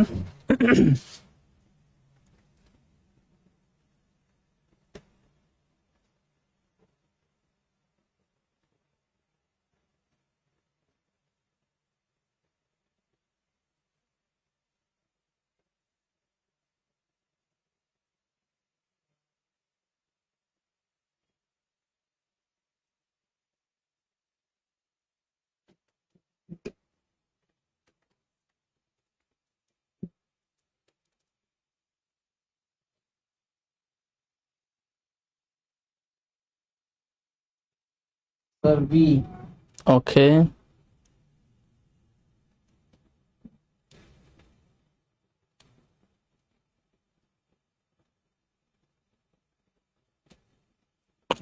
আমাদের মূল কথাটা কি, যে ওই পূর্ব অনুমান যেটা করা হয়েছে, ইকোনমিক গ্রোথ কমে গেলে আমাদের মুদ্রার মান কমে যায়। আসলে এটা পুরোপুরি দায়ী না, অনেকটাই দায়ী হলো সরকারের ঘাটতি বাজেট। এখন এটাকে দুর্বল করে দেয়। তাহলে দুর্বল করে দেয় কেমন বিষয়, যে ঘাটতি বাজেট ছিল না যে বছরগুলোতে, সেই সকল বছরগুলোতেও মাঝে মাঝে যখন প্রেডিকশন হইতো তখনও মুদ্রার মান কমে যাইতো। এই টাইপের কোন একটা কিছু দুর্বল করে দেওয়া। তো আমাদের কথা হচ্ছে যে এখানে প্রেডিকশনটাই দায়ী না, ঘাটতি বাজেটটাও দায়ী।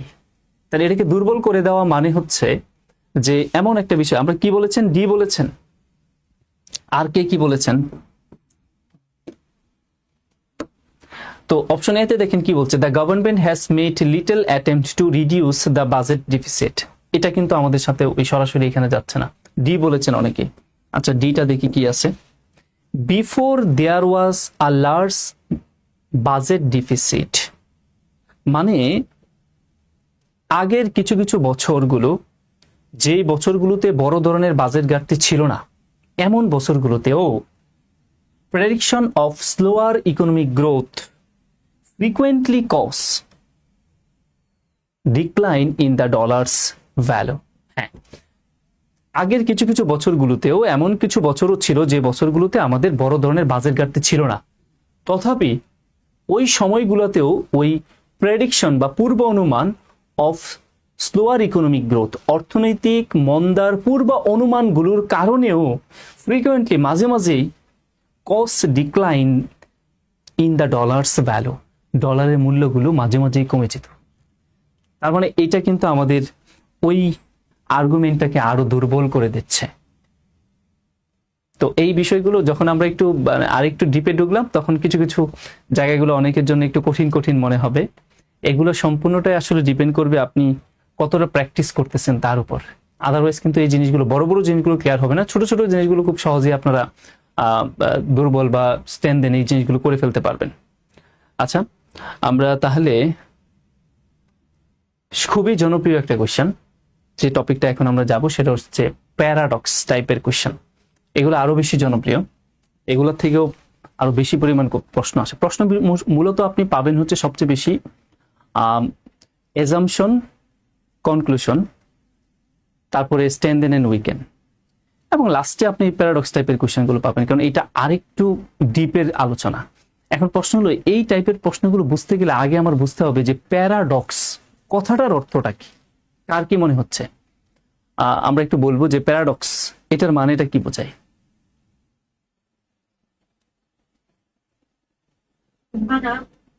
মানে অনেকটা পরস্পর বিরোধী আচরণ করা, এইরকম।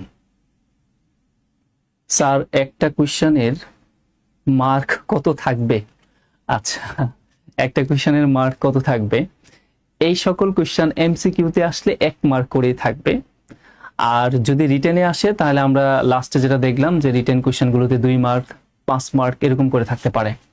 তো সেই ক্ষেত্রে আবার অপশন থাকবে না, নিজের যে যুক্তি সেই অনুযায়ী লিখতে হবে যে এই কারণে এটা দুর্বল করা যায়, এই কারণে এটাকে স্ট্রেনথেন করা যায়। আচ্ছা, যেটা বলছিলাম পরস্পর বিরোধী, তো সেটা কেমন হইতে পারে? ধরেন আমরা একটা উদাহরণ দিতে পারি এরকম, যে এই যে আমার ক্লাসরুমে এই স্টুডিওতে এসি চলতেছে, তো আমি হঠাৎ করে বললাম যে এখানে আরো কিছু স্টুডেন্ট আছে আমার সামনে ক্লাস করছে, তো হঠাৎ করে আমি বললাম যে খুব গরম লাগতেছে, এসিটা বন্ধ করে দেওয়া হোক। এবার আপনারা বলেন আমাকে কি পাগল পাগল মনে হচ্ছে কিনা, যে খুব গরম লাগতেছে তাহলে নাকি এসিটা বন্ধ করে দিতে বলতেছে? বলেন আমাকে কি অস্বাভাবিক মনে হচ্ছে না আমার কথাটা? তো কথা তো একটাই বলছি, অথর যা বলবে তাই সত্য ধরে নিতে হবে। Boss is always right, critical reasoning, analytical অ্যাবিলিটির ক্ষেত্রে। সূর্য পশ্চিম দিকে উদিত হয় বলছি মানে এটাই মেইনে কাজ করতে হবে। তার মানে আপনি এমন একটা যুক্তি দেন যে যুক্তির বলে বলা যেতে পারে যে এইটা সত্য।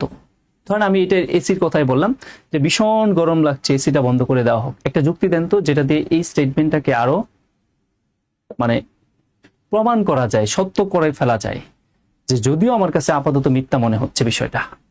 কি হতে পারে?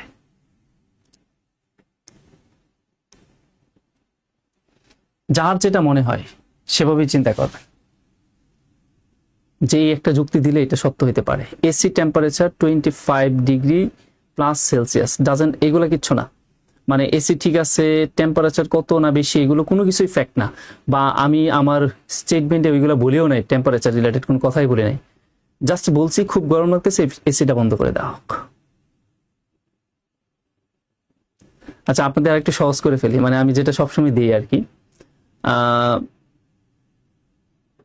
বেলি রুটের উদাহরণ দিয়ে থাকি, যে আপনি বেলি রুট দিয়ে গেলেন, বেলি ফুলের গন্ধ পাইলেন, বলেন এটা মিথ্যা মনে হচ্ছে না আপাতত? যে বেলি রুট একটা জায়গার নাম, তো ওইখান থেকে গেলে বেলি ফুলের গন্ধ পাওয়া যাবে নাকি? কিন্তু আমি বলছি এখন আপনি একটা যুক্তি দেন, সেই যুক্তিটা দিয়া এটাকে সত্য প্রমাণ করেন। কার কি মনে হইতে পারে?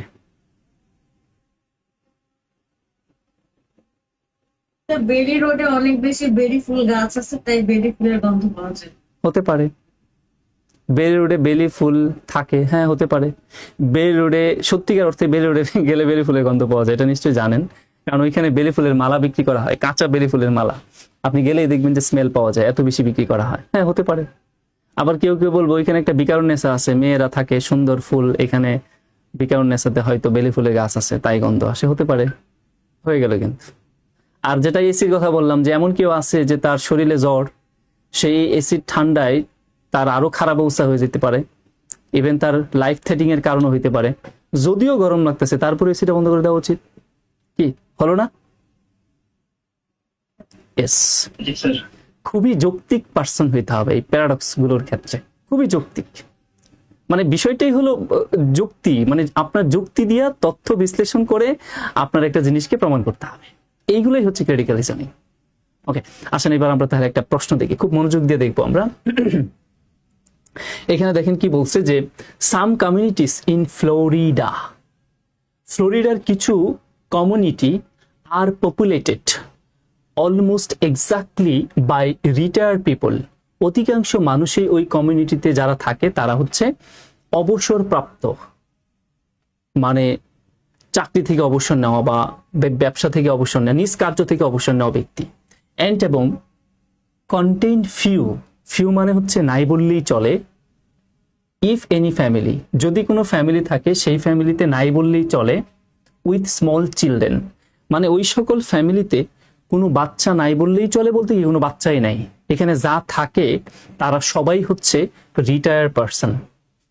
এট তথাপি this communities are home to thriving business, তথাপি ওই কমিউনিটির মানুষগুলা তারা তাদের জীবিকা নির্বাহ করে, থ্রাইভিং জীবিকা নির্বাহ করে, business স্পেশালাইজিং in the rental of furniture for infant and small children, বাচ্চাদের জন্যে বাচ্চাদের ফার্নিচার ভাড়া দিয়ে ওইখানের যে বৃদ্ধ রিটায়ার্ড পার্সনরা তারা তাদের জীবিকা নির্বাহ করে। খেয়াল করেন, ওইখানে কিন্তু কোনো বাচ্চারা থাকে না, তথাপি বাচ্চাদের ফার্নিচার এত বেশি ওই জায়গায় চলে যে সেখানে বাচ্চাদের ফার্নিচার ভাড়া দিয়া পর্যন্ত জীবিকা নির্বাহ করা যায়, এত ডিমান্ড বাচ্চাদের ফার্নিচারে, অথচ ওইখানে কোনো বাচ্চাই থাকে না। দেখেন পরস্পর বিরোধী কথা কিন্তু চলতেছে। এবার আসেন, which of the following if true, নিচের কোন অপশনটি সত্য হলে best reconcile the seeming discrepancy described above, উপরের যে বিষয়টা আপনার কাছে মতবিরোধিতা মনে হচ্ছে সেটাকে ডিসক্রেপেন্সি ডেসক্রাইব করতে পারে, যথাযথভাবে এই বিষয়টাকে সত্য প্রমাণ করতে পারে, যেটা আপনার কাছে আপাতত মিথ্যা মনে হচ্ছিল, যে যেখানে কোনো বাচ্চা থাকে না সেখানে বাচ্চাদের ফার্নিচার ভাড়া চলে, এটা হতে পারে না। কিন্তু আপনার কাছে হতে পারে না মনে হলেও স্টেটমেন্ট যা বলে তাই সত্য, এটা মেনে নিয়ে নিচের কোন একটা অপশন দিয়ে বলা যেতে পারে যে আসলে আমার কাছে মনে হয়েছিল মিথ্যা, কিন্তু এই অপশনটা বলতেছে যে না এটা আসলে সত্য কথা। কার কি মনে হচ্ছে পড়েন এবং আনসার করার চেষ্টা করেন।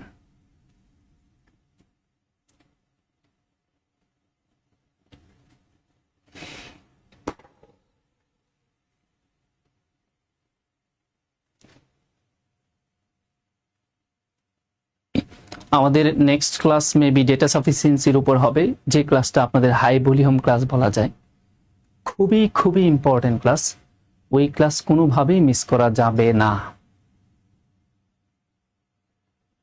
ডি। আচ্ছা, ডি বলছেন, অনেকে অপশনেও ডি লিখছেন, আমরা কমেন্টসেও ডি পাচ্ছি। হ্যাঁ, অনেকেই ডি বলছেন।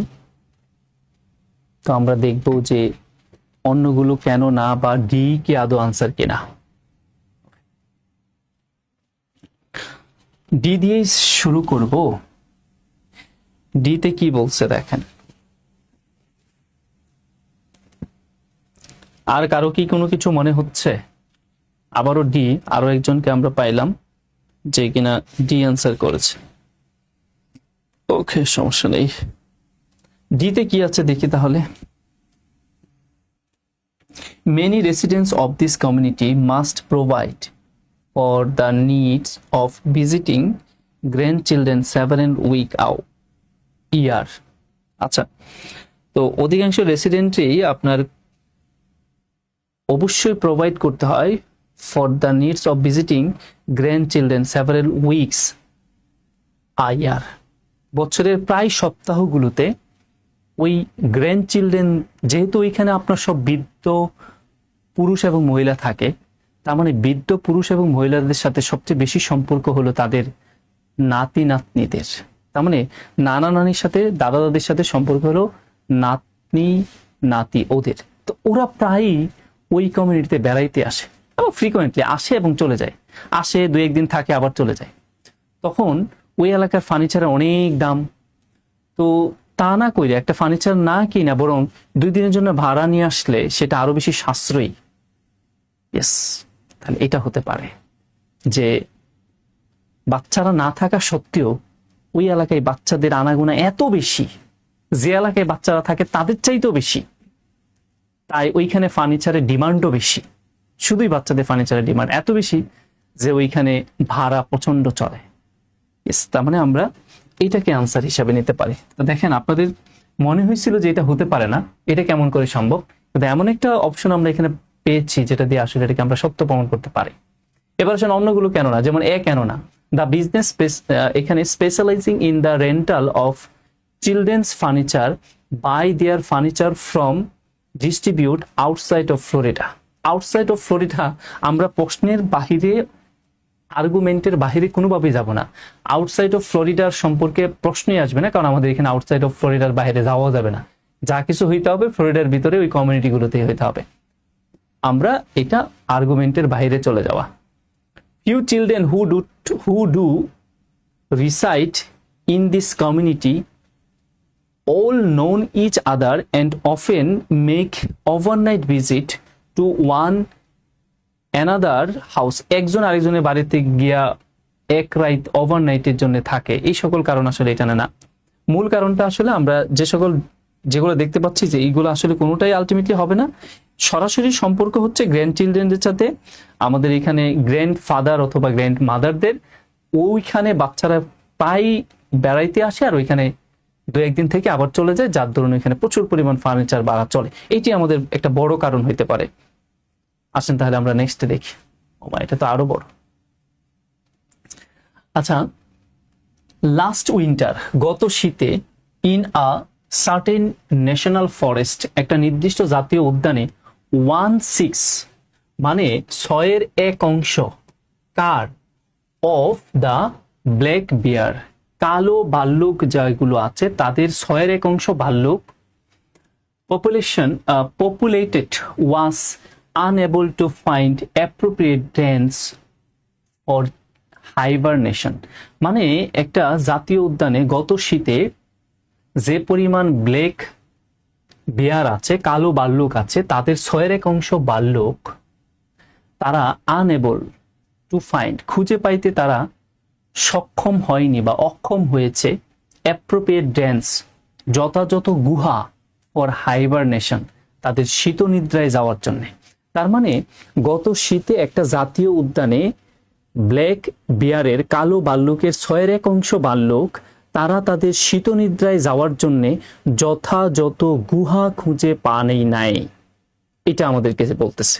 ফাইন, এবার দিস ইজ সামহোয়াট কিউরিয়াস, এটা খুবই আপনাদের মানে বোঝাচ্ছে যে খুবই কৌতূহলের ব্যাপার। কেন? গিভেন দ্য ফ্যাক্ট, এই ফ্যাক্টটা আসলে খুবই কৌতূহল তৈরি করছে। ফ্যাক্টটা কি? ওইটা ছয়ের একাংশ যারা কিনা আপনার গুহা খুঁজে পায় নাই। কেন? That during the same period, ঠিক একই সময়ে দ্য সামার এনিম্যাল, যে সামার এনিম্যাল যেগুলো ছিল, that had inhabited the dens during the autumn months had migrated. মানে সামারে যারা ছিল তারা আপনার এই অটামে বের হয়ে গেছে, তার মানে অনেক গুহা খালি হয়েছে।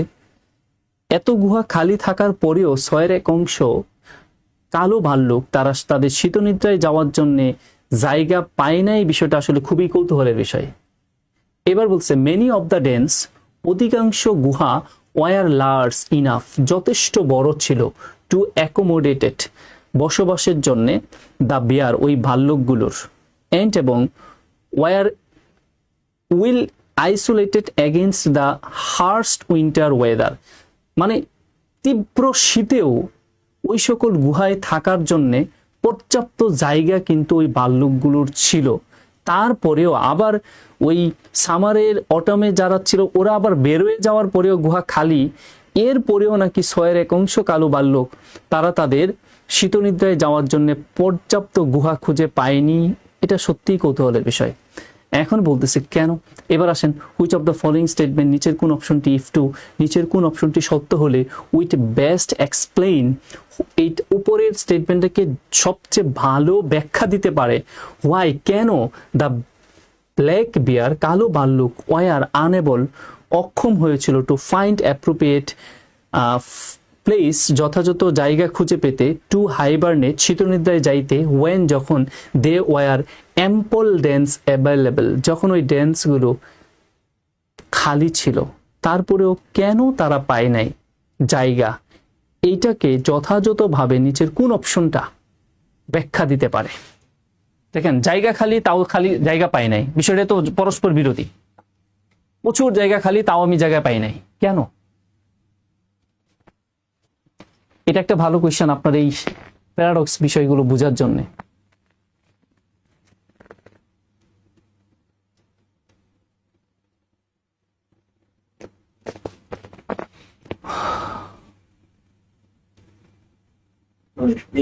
হইতে পারে। অপশন এ বলে, এ, ফাইন। আরেকজন কি জানি বললেন এর বাহিরে গিয়ে,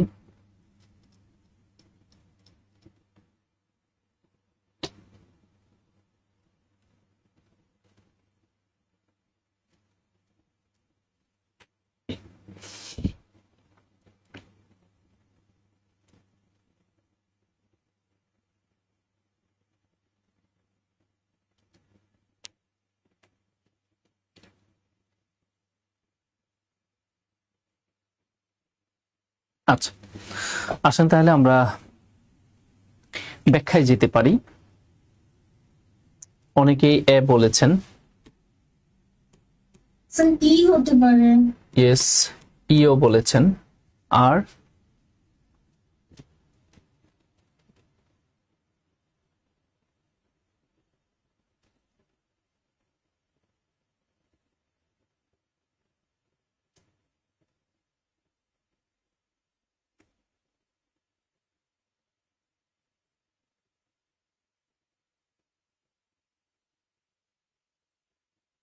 আচ্ছা, তাহলে আমি ব্যাখ্যায় আসি। আপনাদের বোঝার জন্য আমি আরেকটা বিষয় বলি। ধরেন যে আপনারা কয়েকজন বন্ধু আপনাদের কোনো একটা ফ্রেন্ডের বাসায় দাওয়াত খেতে গেলেন। তো এখানে আপনি এমন একজন ব্যক্তি যে ধরেন যে আপনার পায়ে ব্যথা, তো আপনি আসলে ডাইনিং টেবিলে বসা ছাড়া খাইতে পারবেন না। তো ওইখানে পর্যাপ্ত জায়গা ছিল বসে খাওয়ার জন্যে, তারপরেও আপনি বসে খাওয়ার জায়গা পান নাই। আপনার যুক্তিটা কি হতে পারে বলেন? পর্যাপ্ত জায়গা ছিল বসে খাওয়ার জন্যে, তারপরেও আপনি বসে খেতে পারেন নাই। ডাইনিং টেবিল ছিল না। Yes, yes, right. জায়গা ছিল, কিন্তু আমার জন্য যে জায়গা সেটা ছিল না।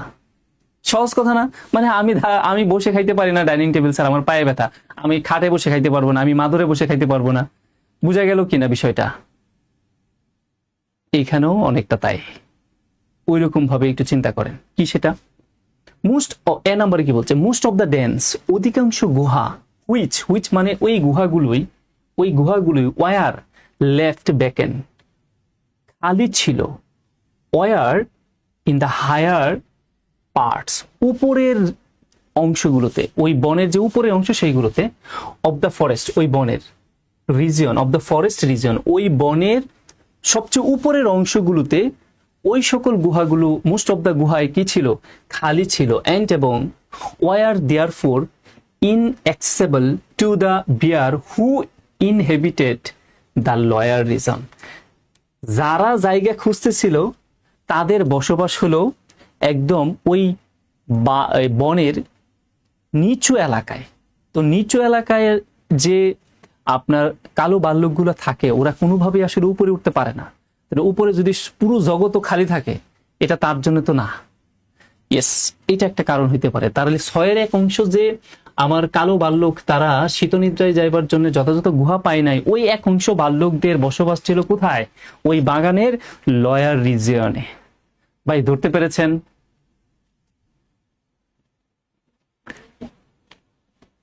মানে বিষয়টা, এই নাম্বারটাও হ্যাঁ এই নাম্বারটা আসি, তাহলে ইতে কি বলছে, the number of forest region who help the black bears to find dens for hibernation has been cut densely in the last year। মানে এটা কি বোঝাচ্ছে, যিনি আপনি ই কে মনে করতেছেন যে আনসার হইতে পারে, আপনি এটা দিয়ে কি বুঝলেন একটু ব্যাখ্যা করেন তো।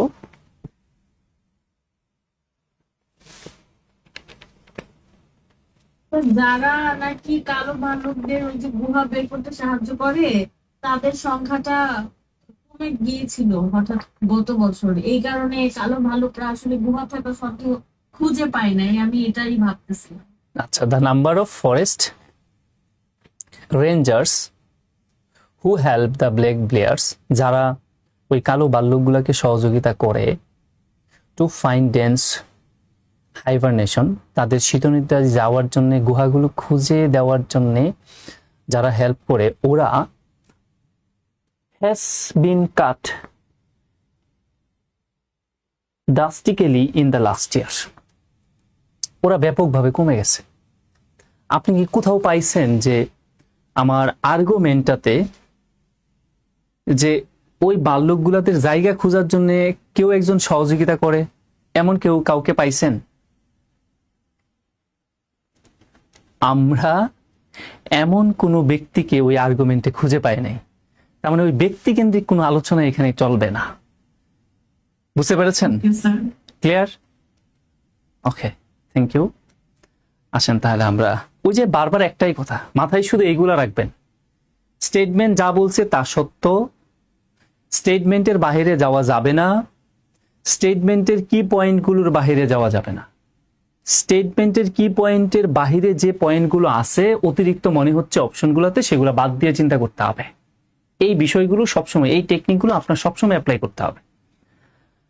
আচ্ছা, পরে আসি আরো একটা কোয়েশ্চেন, তারপরে আমরা শেষ করে দেব আজকে লাস্ট কোয়েশ্চেন। এবং আপনাদের বলি, আপনারা পাজলের ক্লাসগুলো খুব গুরুত্ব দিয়ে দেখবেন। আর এইগুলো তো জাস্ট পুরাটাই নিজের যুক্তির ব্যাপার, বুঝার ব্যাপার। এখানে খুব যে বেশি ট্রিক্স আছে তা কিন্তু না, ট্রিক্স একটাই যা আমি কিছুক্ষণ আগে বললাম।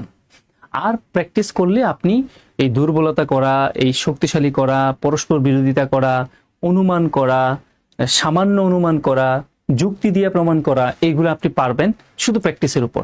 কিন্তু পাজল, হ্যাঁ ম্যাডাম, কোন বই থেকে প্র্যাকটিস করবো, এগুলো পাওয়া যাবে এরকম কোনো বই? শুনেন, যে সকল বই বাজারে আছে, বিশেষ করে বাহিরের বই, এগুলো আপনার দেখলে কিছুই বুঝবেন না, মানে কোথায় যে কি আছে, কোথায় তার উত্তর, কোথায় কি খুঁজে পাবেন না। এখন আপাতত বর্তমানে যে বইগুলো আছে, মেন্টর অ্যানালাইটিক্স বলতেছেন, বা সাইফুরস পাজল বলতেছেন, বা আরো কি জানি দেখলাম 200+ না 100+ একটা কি জানি দেখলাম, এবং রিসেন্ট পাবলিকেশন যেটা দেখলাম।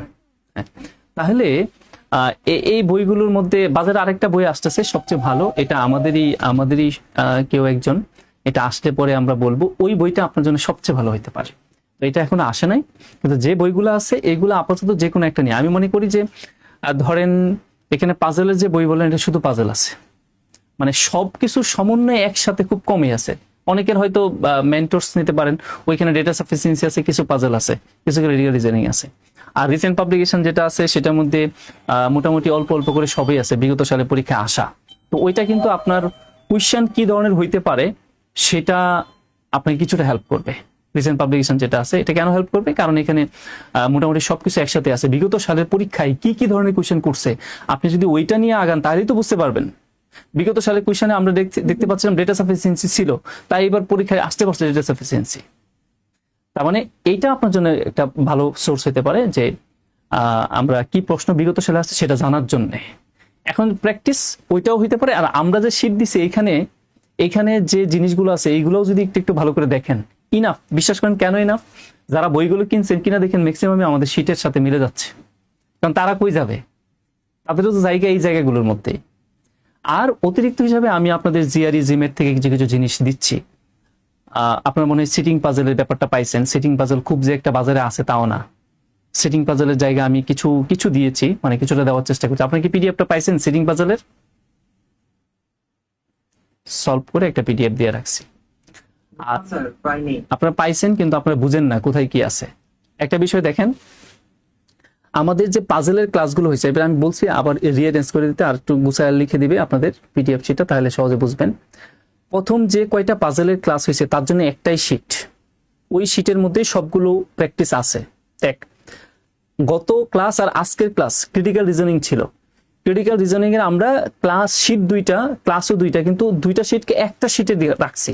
তার মানে আমরা ক্রিটিক্যাল রিজনিং শিটটা আগেই দিয়ে রাখছি, গত ক্লাস হওয়ার পরে শিটটা দিয়ে দিয়েছিলাম।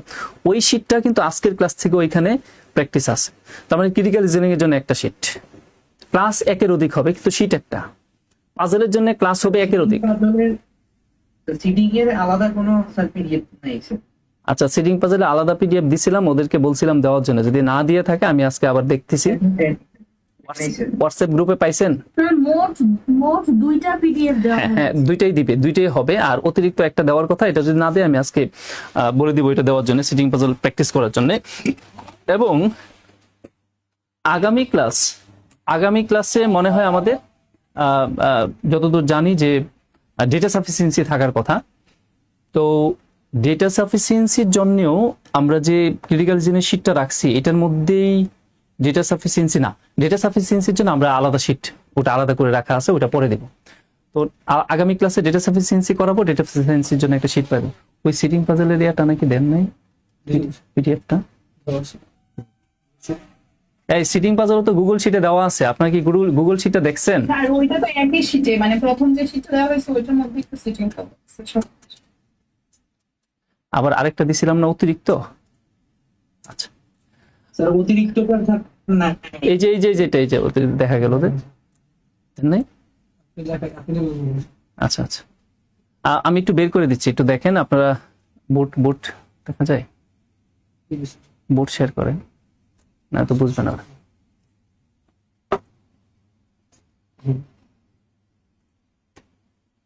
হ্যাঁ, বোর্ড দেখতে পাচ্ছেন? জি স্যার, দেখতে পাচ্ছি। এই যে দেখেন তো, ওই যে ক্রিটিক্যাল, এইখানে দেখেন তো আমাদের সিটিং পাজল পাইছেন? সিটিং পাজল, এটাতে ঢুকেন। সিটিং অ্যারেঞ্জমেন্ট, ওখানে ঢুকান তো। সিটিং অ্যারেঞ্জমেন্ট,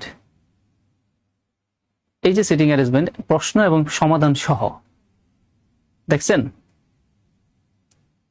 জি স্যার। তাহলে বলেন যে পান নাই আপনারা।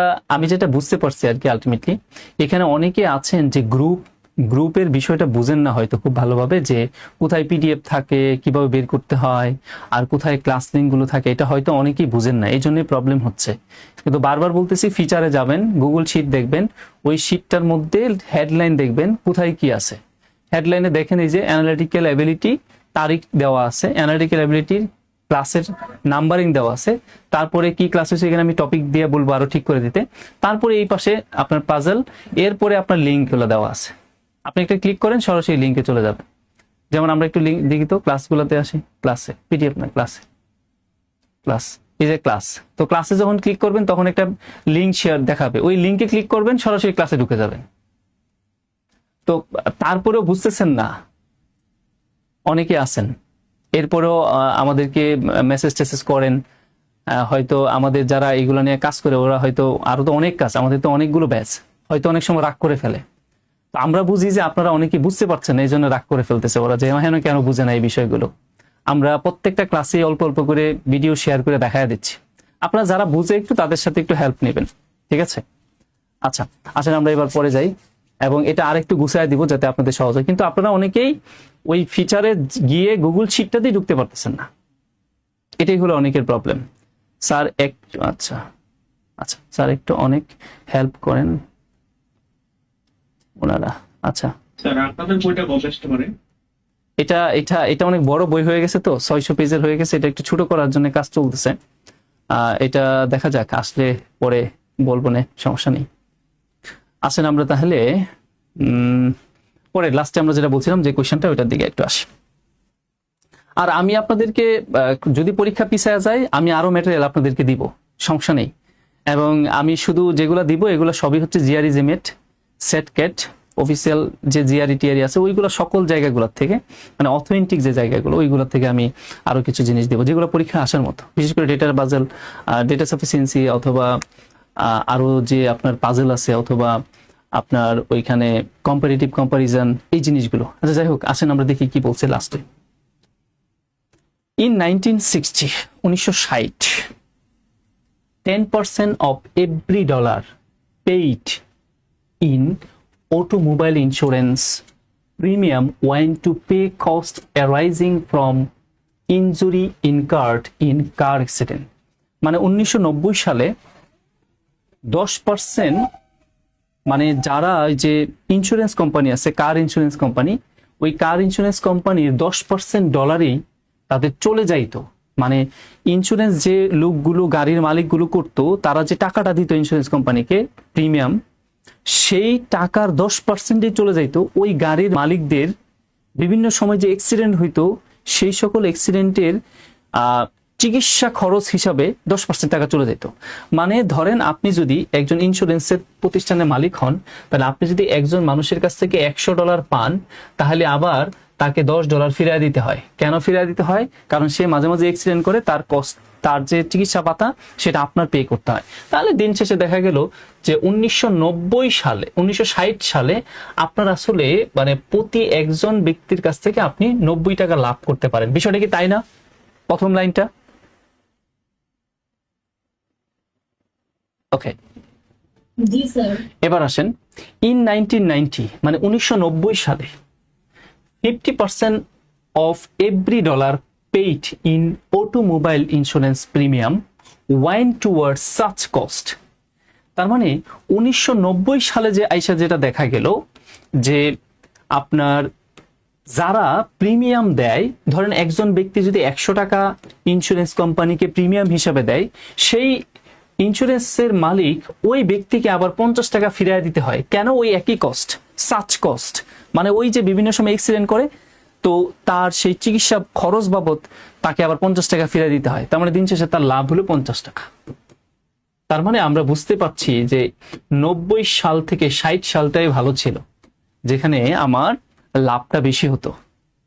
এখন বলছে ডেসপাইট, তা সত্ত্বেও, the fact that car were such severe in 1990 than 1960। এই লাইনটা খুব ইম্পর্টেন্ট। দেখেন, আপনার কি এটা মনে হচ্ছে না 90 সালে খরচ বেশি, তাহলে অ্যাক্সিডেন্ট বেশি হয়েছে? আপনার কিন্তু এটাই মনে হওয়ার কথা। 60 সালে খরচ কম, তার মানে 60 সালে অ্যাক্সিডেন্ট কম হয়েছে, 90 সালে খরচ বেশি, তার মানে অ্যাক্সিডেন্ট বেশি হয়েছে। আপনার ধারণাটা এরকম, কিন্তু তারা বলতেছে না, ডেসপাইট, তা সত্ত্বেও, the fact that cars were much severe in 1990 than in 1960। 1960 সালের চেয়ে 1990 সালে গাড়ি চালানোটা আরো বেশি সেফ ছিল। তারপরেও কেন আমাদের আসলে এত বেশি খরচ হচ্ছে? বুঝতে পারছেন কিনা আপনি? প্রশ্নটা আশা করি বুঝতে পেরেছেন। এবার বলছে which of the following true, if true, নিচের কোন অপশনটা সত্য হলে best explain the discrepancy outline above. তাহলে নিচের কোন অপশনটা সত্য হলে উপরের যে আমাদের কাছে অসঙ্গতি মনে হচ্ছে সে অসঙ্গতিটাকে যথাযথভাবে ব্যাখ্যা করতে পারে। অসঙ্গতিটা কোথায়? 60 সালে লাভ বেশি, 90 সালে লাভ কম, কিন্তু 60 সাল থেকে 90 সালে গাড়ি চালানো ছিল আরো বেশি সেফ। তার মানে যেখানে বেশি সেফ সেখানে অ্যাক্সিডেন্ট কম। 90 সালে অ্যাক্সিডেন্ট কম হওয়া সত্ত্বেও খরচ বেশি, সেটা কি কারণে হতে পারে? ডি। ওকে,